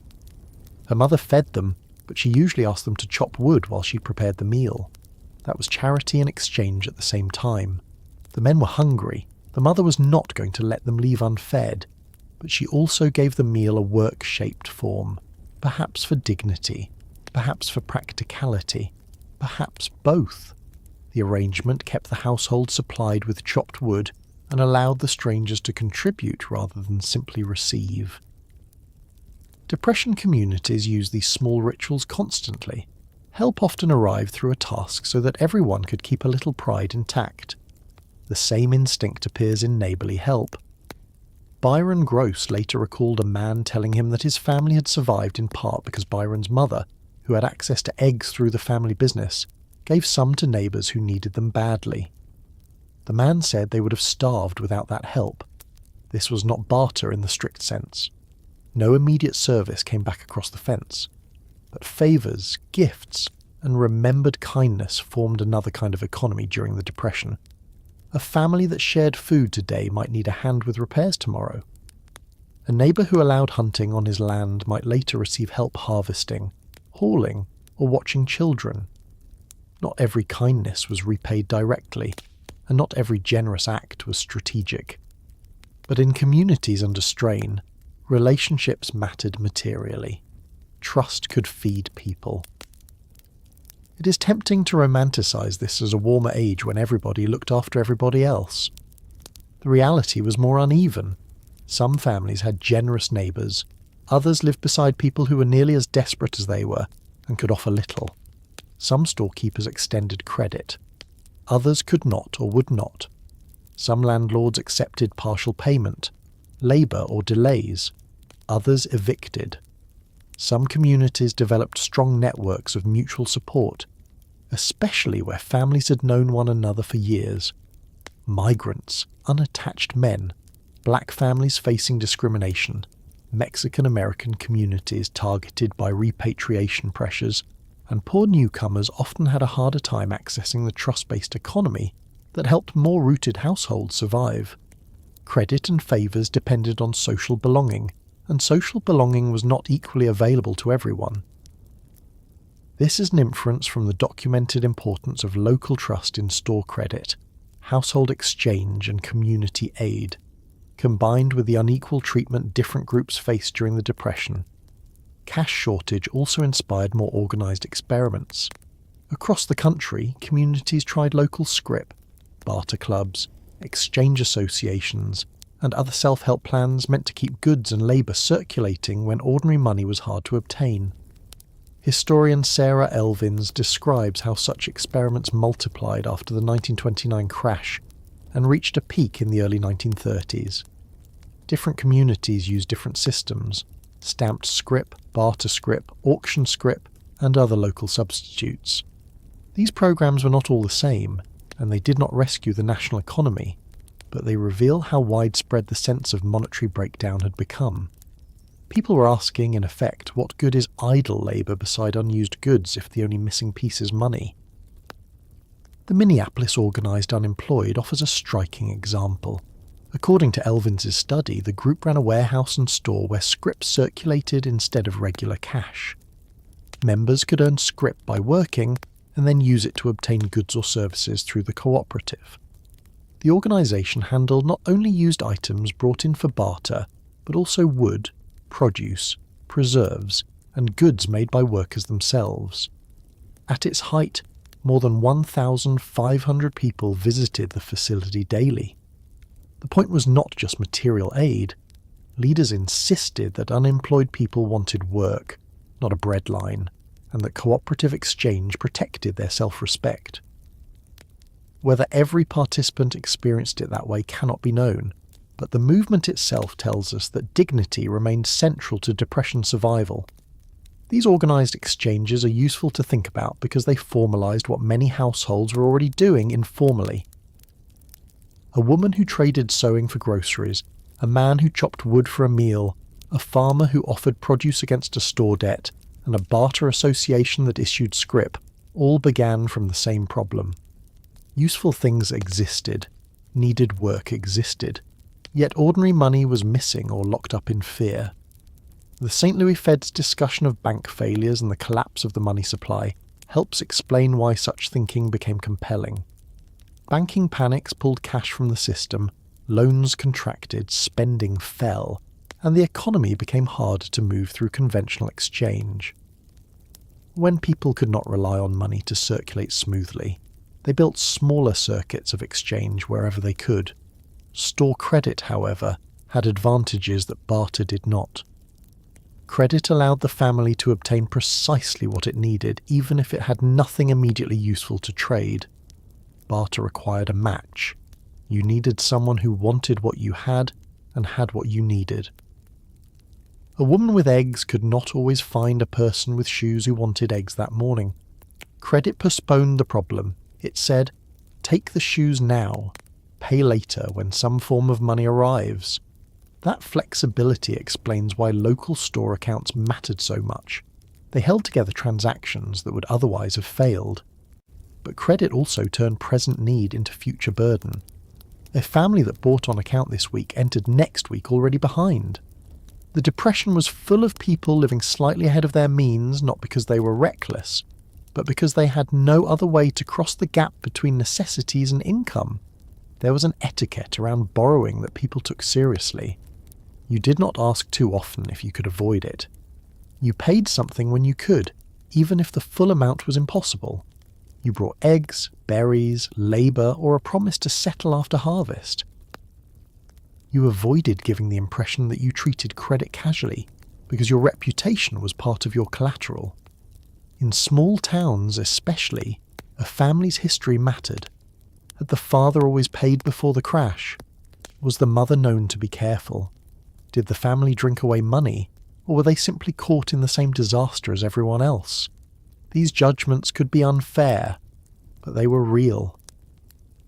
In a cash-poor economy, character was discussed as though it were a financial asset. The Library of Congress account of family store credit and the broader Depression emphasis on self-help show how personal reputation shaped access to relief and exchange. Favours worked in similarly personal ways. Someone watched a child while a mother went to town to sell eggs. Someone loaned a wagon. Someone shared seed. Someone helped butcher a hog. Someone let a neighbour gather fallen wood from a lot that was technically private. None of these arrangements needed to be dramatic. In fact, most were probably spoken of plainly, in the tone people use when they're trying not to embarrass one another. Take what you need.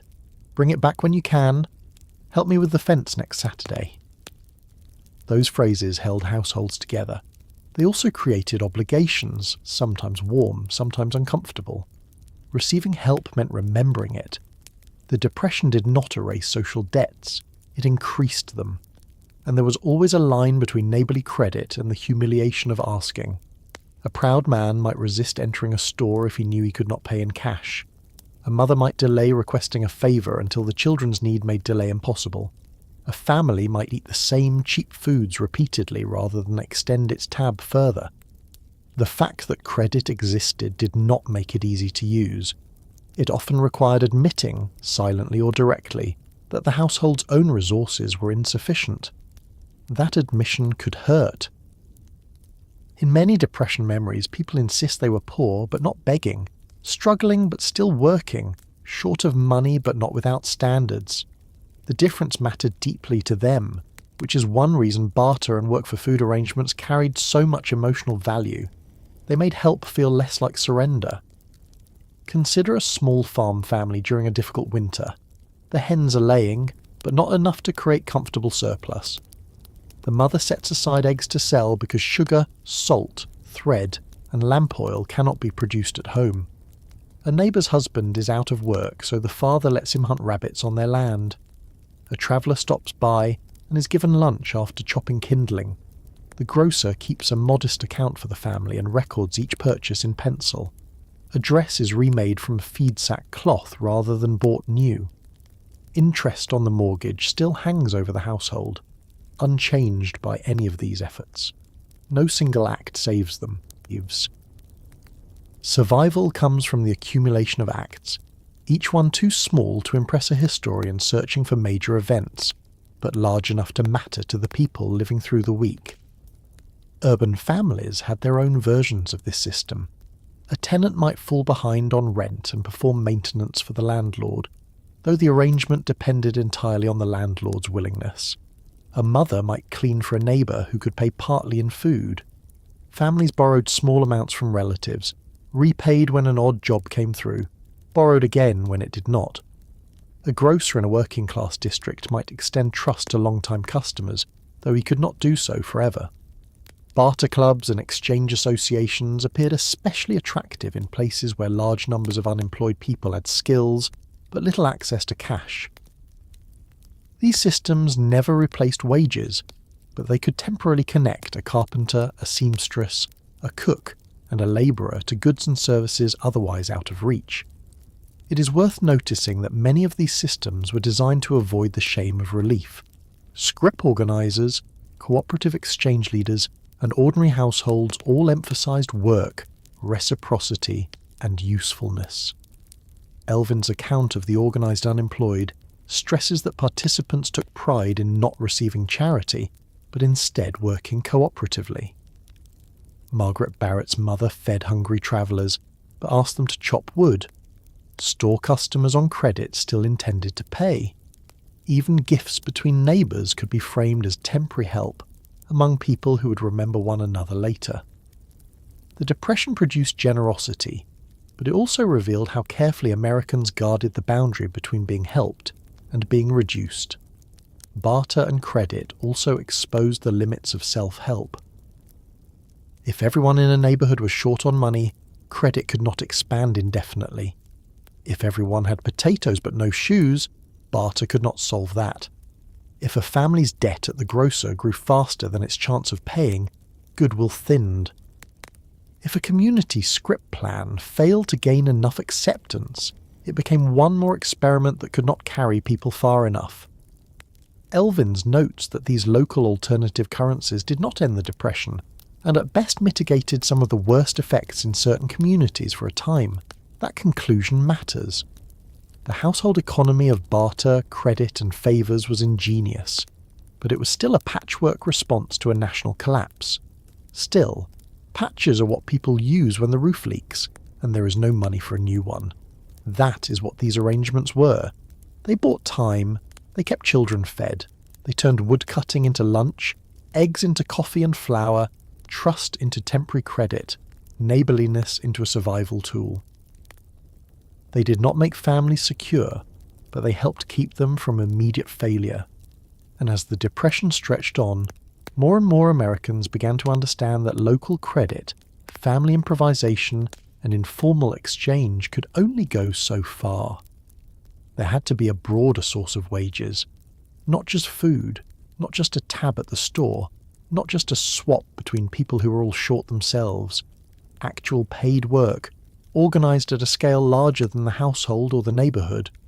That demand would shape the next stage of the story, when federal relief programs began placing checks into hands that had waited far too long for steady income. That demand for actual wages did not appear all at once. It built gradually, inside kitchens, outside relief offices, in the minds of men who had accepted groceries on credit, and women who had stretched every household skill until there was nothing left to stretch. Barter could carry a family for a while. Favours could soften the edges of a hard week. Store credit could postpone the moment of reckoning. But none of those things felt like a paycheck. None of them restored the simple dignity of earning money in a way that could be counted, carried home, and placed on the table with some measure of relief. By 1933, the United States had millions of people who did not merely need food. They needed work. They needed wages. They needed a way to say, without pretending, that they were still contributing to the country that had suddenly stopped finding uses for them.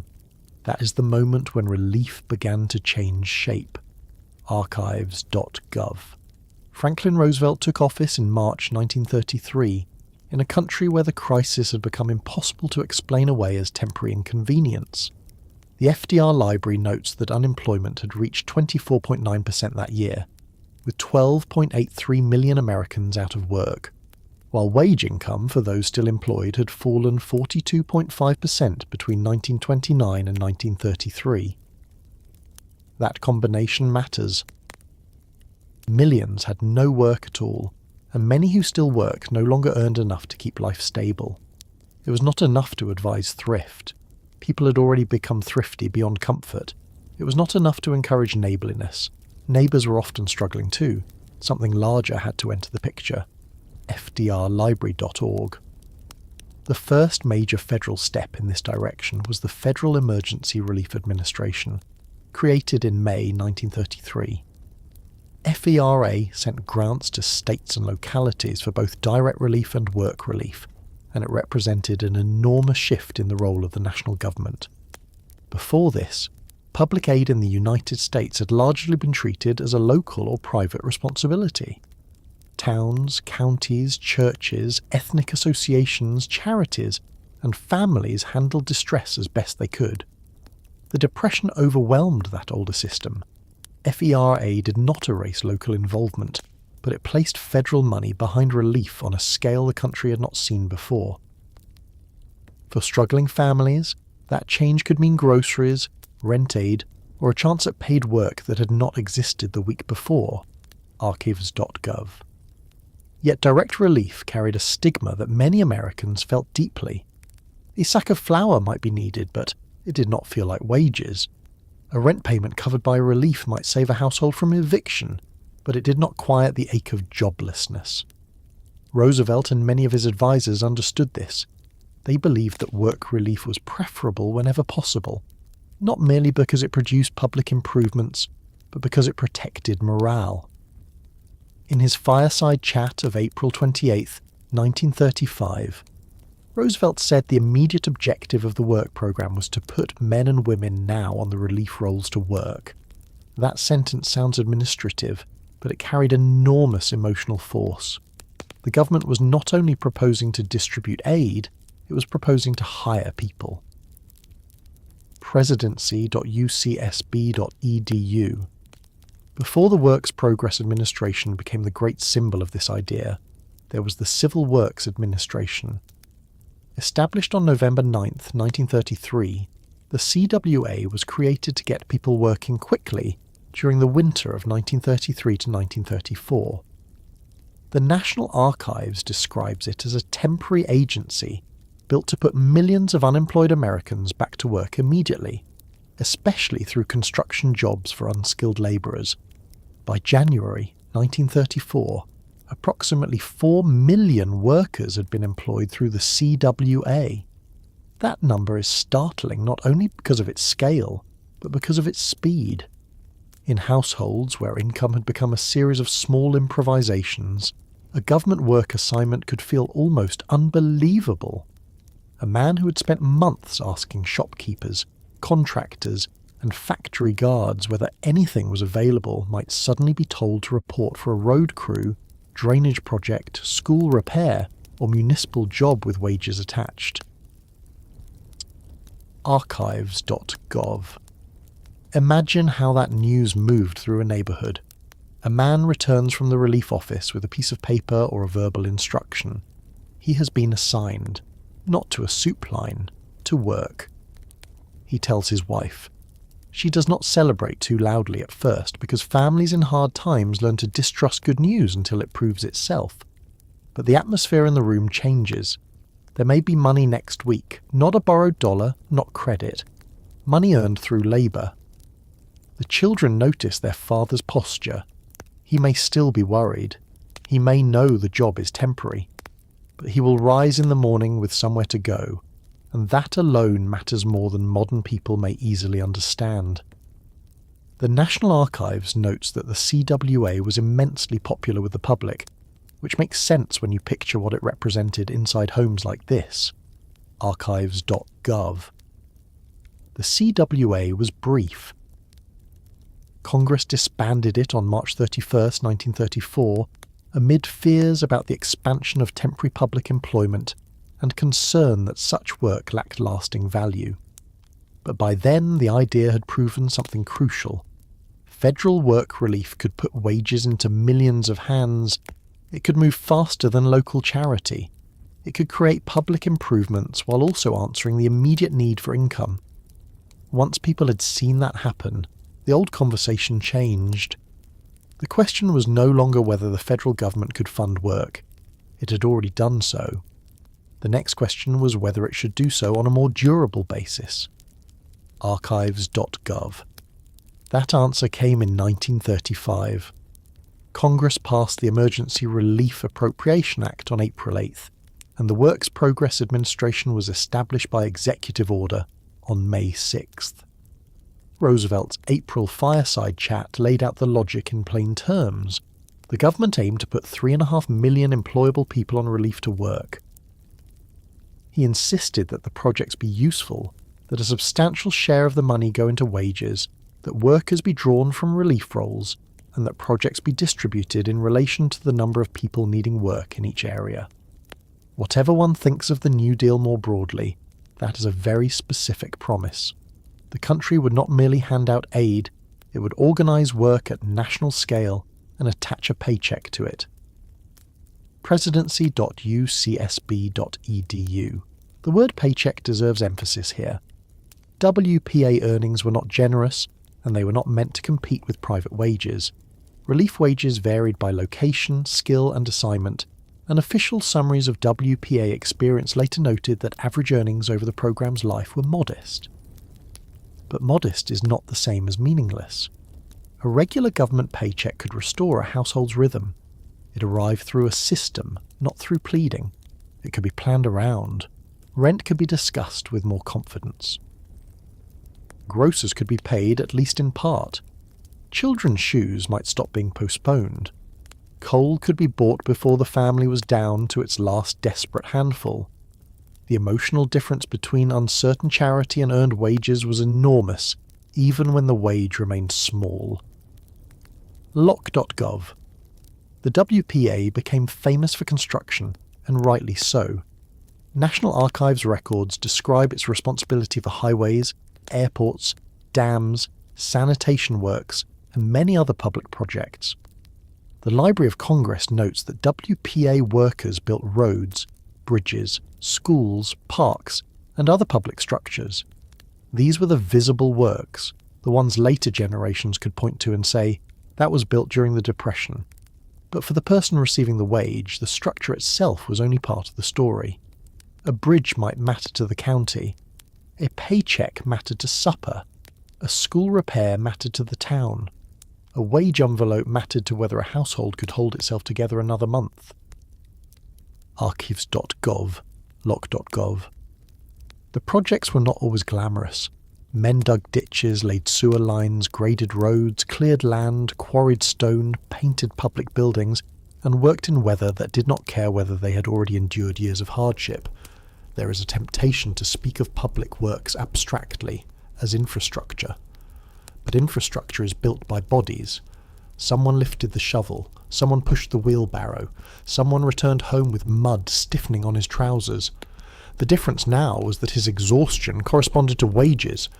It was not the empty exhaustion of waiting outside a hiring gate or walking the town in search of work. It had a result that could be folded into a pocket. Archives.gov.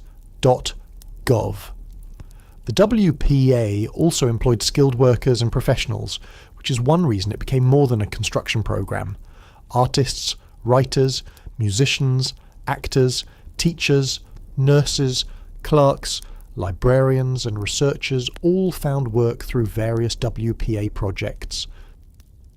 The Library of Congress notes that the Federal Theatre Project alone employed thousands of unemployed people in theatrical professions, while the National Archives' summary of Roosevelt's New Deal address explains that WPA programs extended into the arts, education, and culture as well as construction.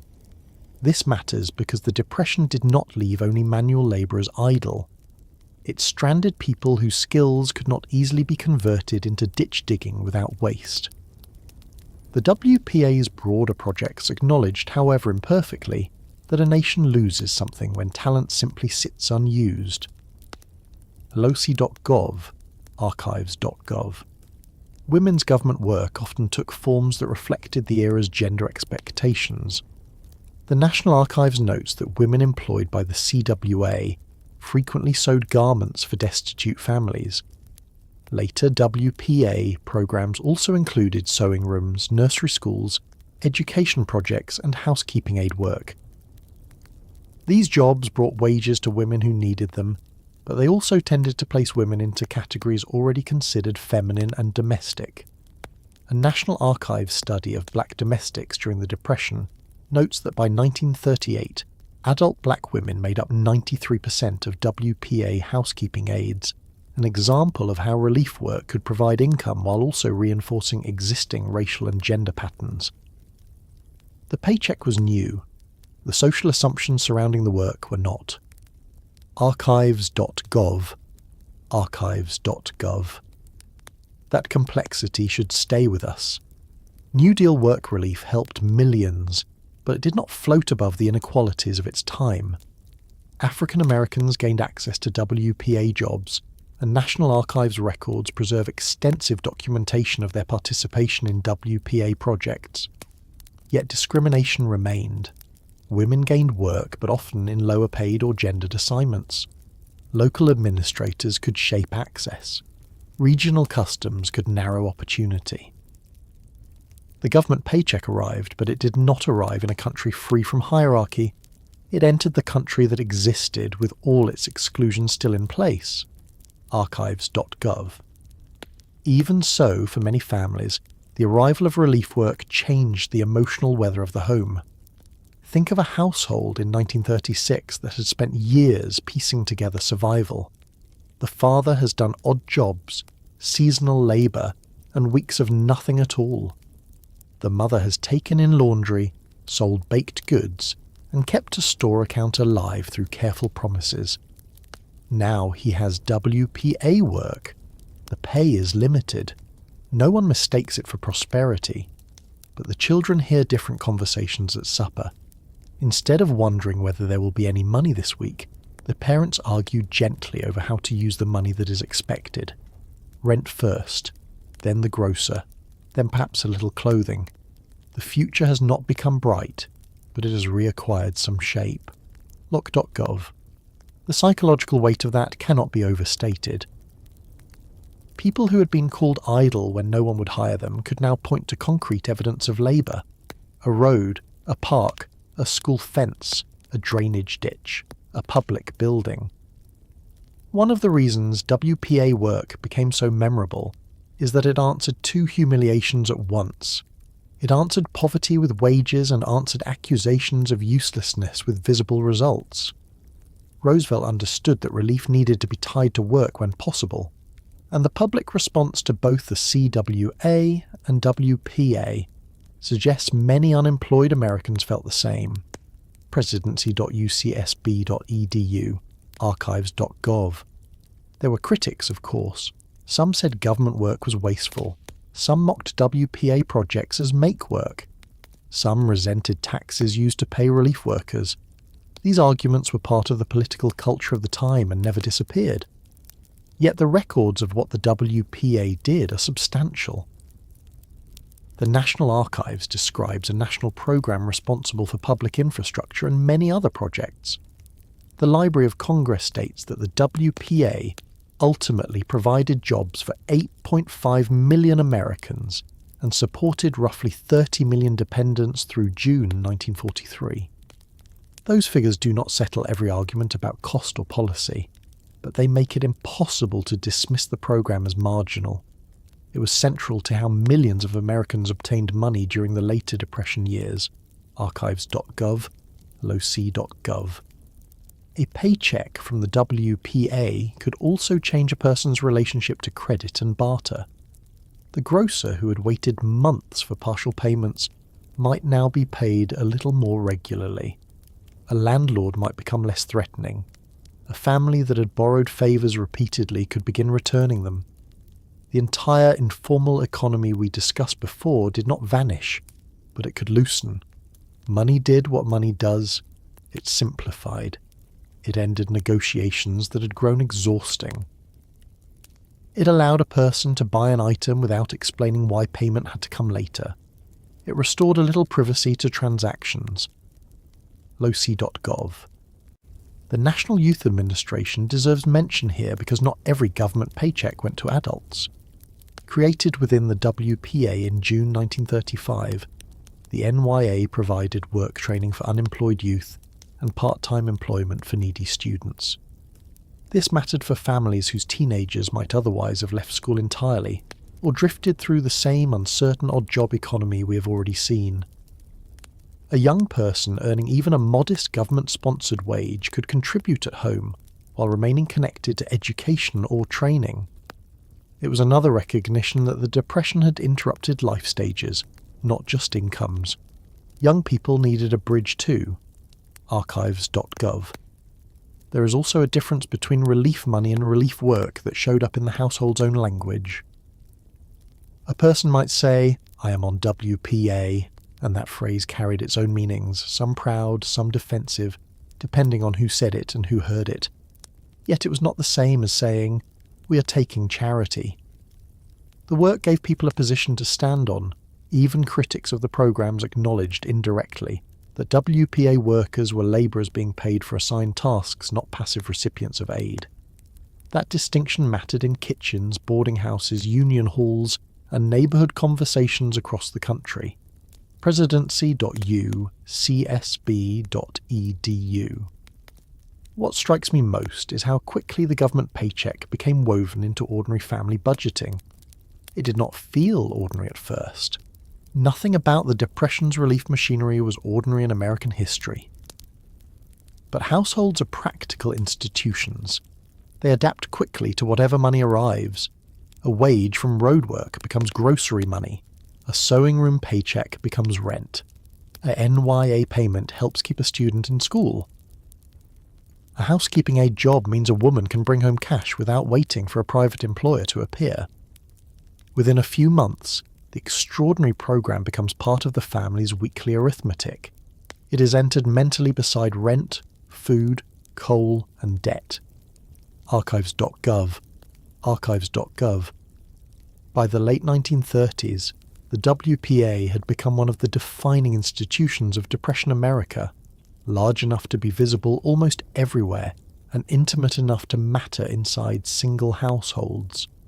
Its workers laid out roads that later generations drove without knowing who built them. They created parks where children played, repaired schools where those children learned, painted murals, recorded local histories, staged plays, catalogued archives, and carried out ordinary public labour on a national scale. But from the viewpoint of this story, the essential fact is simpler. The WPA put money into households that had spent years searching for it in too many smaller places. It did not make everyone prosperous. It did not end the Depression by itself. It did not eliminate prejudice, regional inequality, or political conflict. What it did do was establish in practical form that when private employment failed on a massive scale, the government could become an employer of last resort. Lock.gov. Archives.gov. And inside homes, that idea had a human face. It looked like boots drying near the stove after a WPA shift. It sounded like a father telling his children where he'd worked that day. It felt like a mother opening the door to a man who was still tired, still not well paid, still unsure about the future, but no longer carrying the same blank heaviness of another day without wages. Government relief had not replaced private life. It had entered it, quietly but decisively in the form households understood best. A check, a schedule, a little breathing room. And by the time those checks had circulated through grocery stores, rent payments, shoe shops and debt ledgers, they had become part of the many small hustles, adjustments and acts of endurance that kept Americans moving through the worst years of the Depression. Those checks mattered, and for millions of people they changed the shape of the week. But even when relief work expanded, even when WPA wages began reaching households that had spent years circling the edge of ruin, the small hustles did not vanish. They could not vanish, because no single program reached every need at once. A government job might begin next month, while the rent was due Friday. A father might get a WPA assignment, but his wife still had laundry customers who had become part of the household budget. A boy might still shine shoes after school, because his family had learned not to refuse money when money appeared. A migrant worker might spend one season in public employment and the next back in the fields. The Great Depression was not lived through one solution at a time. It was lived through combinations. A wage here, a sale there, a favour from a neighbour, a rumour in the back bedroom, eggs carried into town, an apple crate on a city corner, wood chopped for supper. That was how many families kept going, not with one dramatic rescue, but with dozens of small acts repeated until the day was finished. Archives.gov. The phrase small hustle sounds almost cheerful now. It sounds modern, energetic, maybe even clever. During the Depression, it had a rougher meaning. It meant looking around at whatever remained available and asking whether any part of it could become money. Not profit in the grand sense, not advancement. Money, cash for coal, cash for bread, cash to reduce the store tab, cash to keep a child in shoes another winter. It meant treating time, skill, tools, household goods, and even one's own public pride as things that might be spent in exchange for a few coins. A man who sold apples on the sidewalk was doing it because an ordinary employer had no place for him. A woman who made dresses for neighbours was doing it because the household needed more than respectability could provide. A widow who rented out a room was turning privacy into income. There was intelligence in all of it, but it was intelligence under pressure. History.com. tile.eloc.gov. Let us gather these lives together for a moment, not as separate categories, but as they often existed in reality. In one neighbourhood, a man rises before daylight to check whether a contractor needs day labourers. He is not chosen. On the walk home, he notices that a shopkeeper has crates stacked near the curb and offers to carry them inside. The shopkeeper gives him a little money because the work is useful, and because he knows the man's family. At home, the man's wife has already finished breakfast and begun rinsing a tub of clothes that belong to someone else. She will earn something for the washing, perhaps not until the end of the week. Their oldest daughter is repairing a neighbour's hem after school. Their younger son has been saving bottles, wire, and bits of discarded metal, because somewhere nearby there is always someone who will buy a small pile of useful junk if the price is low enough. The cash in that household does not enter through one door. It seeps in through cracks. It is gathered rather than received. Tile.loc.gov. Tile.loc.gov. The apple sellers became famous because they were visible. A crate, a corner, a man standing in the city wind offering a piece of fruit for a nickel. History remembers them because photographers could capture them in a single frame, and because the symbolism was impossible to miss. Men who had once worked in offices, factories, warehouses and shops were now selling apples to strangers one at a time. The organised apple selling effort grew in the early Depression as unemployed men in cities took boxes of apples at reduced cost and attempted to resell them for a margin. It was not a perfect system, and not everyone succeeded, but it gave thousands a way to convert a crowded sidewalk into a workplace. History.com. But most hustles were less photographable. They disappeared the moment they were done. A pie sold from a kitchen did not create a monument.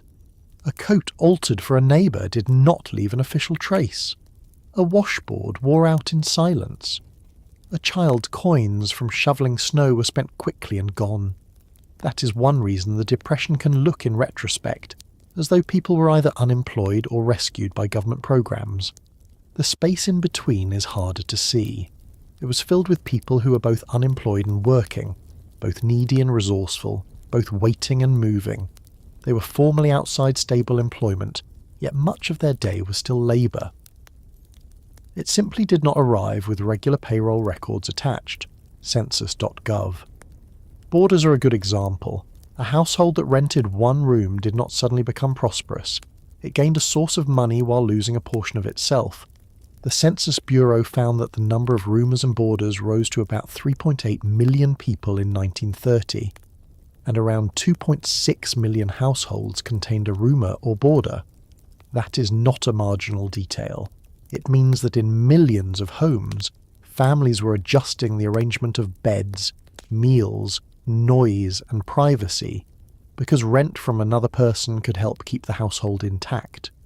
Female householders, especially widows, were more likely than male householders to take in boarders, which tells us something about the limited tools available to women trying to survive when other income was scarce. Census.gov. Imagine the evening in one such house. The family sits at supper, but there is another plate at the table now. The boarder is polite, perhaps quiet, perhaps talkative in ways that make the children listen. He pays on Fridays when he can. The mother stretches stew slightly farther than before. The father keeps his concerns to himself because the money matters. The children have given up a room or share one more tightly than they once did. Nobody says every night that they are doing this because times are hard.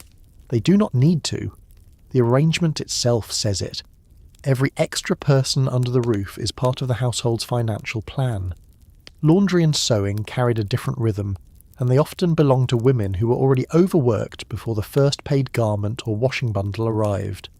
One oral history collected by the Library of Congress remembers a mother and daughter washing all day during the Depression and being delighted if they made $1. They sometimes washed in exchange for house rent. That is not a side detail. It is the Depression in miniature. Labour replacing money, time replacing cash. A day of physical strain turned into continued shelter. In another Library of Congress interview, Ulrich Haynes Jr. recalled that his mother added to the family income as a seamstress, making dresses for people, and at one point working in New York's garment district.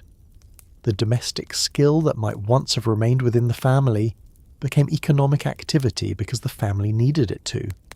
Tile.loc.gov. Tile.loc.gov. These were not merely women helping out. They were women converting knowledge into income under circumstances that rarely rewarded them proportionately. They understood fabric. They understood stain removal. They understood fit, repair, thrift, and the value of making something last. The Depression taught families to see such skills more clearly, because necessity made their economic value undeniable. A mother who could keep clothing wearable prevented expenditures the household could not manage. A mother who could repair clothing for others brought in money the household could not otherwise find. The same needle did both jobs. That double labour, saving money and earning money, was one of the quiet foundations of survival. Children lived inside this economy too, whether adults wanted them to or not. Some sold newspapers, some shined shoes, some carried parcels, watched siblings while parents worked, picked berries for sale, or helped with laundry. One oral history from the St. Louis Fed describes children gathering blackberries that their mother sold in town. Another memory from StoryCorps recalls boys helping collect coal along railroad tracks during a hard winter, not as play, but because fuel was needed. These stories do not mean every Depression child worked in the same way. They do show how quickly the boundary between childhood and family contribution could thin when money and fuel were short. StLouisFed.org, StoryCorps.org. Coal gathered from tracks is a detail that stays with you because it shows the severity of household calculation. A fallen lump of coal was not litter. It was heat. A child walking the tracks and watching the ground carefully was not simply passing time. He was helping keep the house warm. The Depression made people alert to value in places that prosperity trains the eye to ignore. A bit of fuel by a rail line, a sack suitable for reuse, leftover wood, a jar, a bent nail, a garment that could be turned or patched instead of discarded. Not all of these things were sold. Some saved money, which in many homes was nearly as important as earning it. $1 not spent and $1 earned were close cousins during a decade of shortage. This is an inference from the household economies documented in oral histories and contemporary survival practices. SlewissFed.org. There were also small trades that depended more on nerve than equipment. A boy with a shoeshine box, a man willing to sharpen knives or mend chairs door to door, a woman who cooked for boarders or sold food from home, a teenager who took messages, watched cars, delivered newspapers, or ran errands in the hope that being useful today might bring a call tomorrow. These tasks rarely made a family secure, but they could keep desperation from becoming immediate disaster. They gave people a reason to keep moving. The Library of Congress preserves recollections of young people taking on many kinds of work in hard times, from selling papers to polishing spittoons, clerk work, cotton picking, and assisting skilled trades. What matters is the range. People reached toward whatever opportunity existed, however small and however temporary. Tile.loc.gov. What linked all these hustles was not sameness of task, but sameness of logic. A household asked, "Can this be turned into survival?" A skill asked, "Can I sell you?" A room asked, "Can I rent you?" A child asked, "Can I help?" A road asked, "Is there work farther on?" Even the government paycheck, once it arrived through WPA or other programs, became part of the same broader effort to convert effort into stability. The WPA employed about 8.5 million Americans over its history, building roads, schools, parks, and public structures while putting wages into households that badly needed them. Yet alongside those public paychecks, private improvisation continued. Relief work reduced pressure. It did not erase the habits of scarcity people had learned. Archives.gov. There is a detail about hard times that historians sometimes capture only indirectly. People become practical about dignity, not careless with it, but practical. They still care deeply about respect, reputation, and not appearing helpless. But they also learn which forms of pride are too expensive to keep.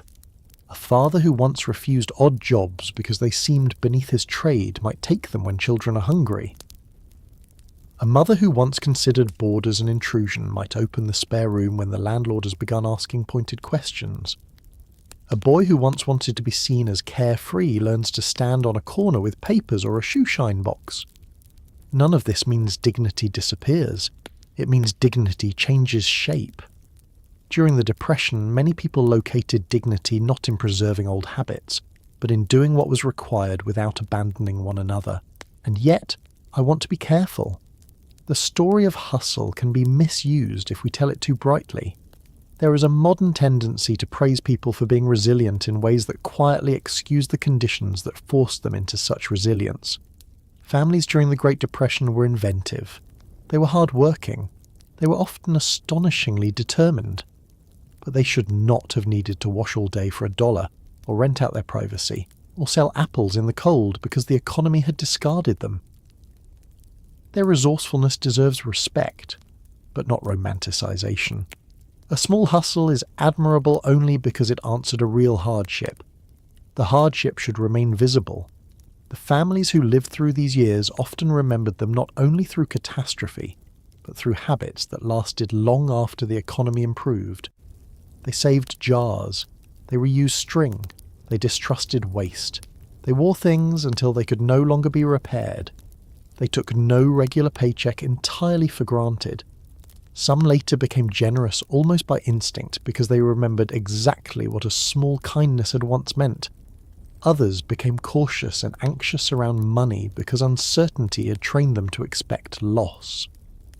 The Depression ended as an economic era, but it continued in behaviour, in kitchens, in closets, in the way people folded leftovers, in the way they regarded debt, in the way they looked at a full pantry and felt something deeper than satisfaction. Sluicefed.org. If you had walked through America in the early 1930s and looked only for formal employment, you would have seen millions of empty hands.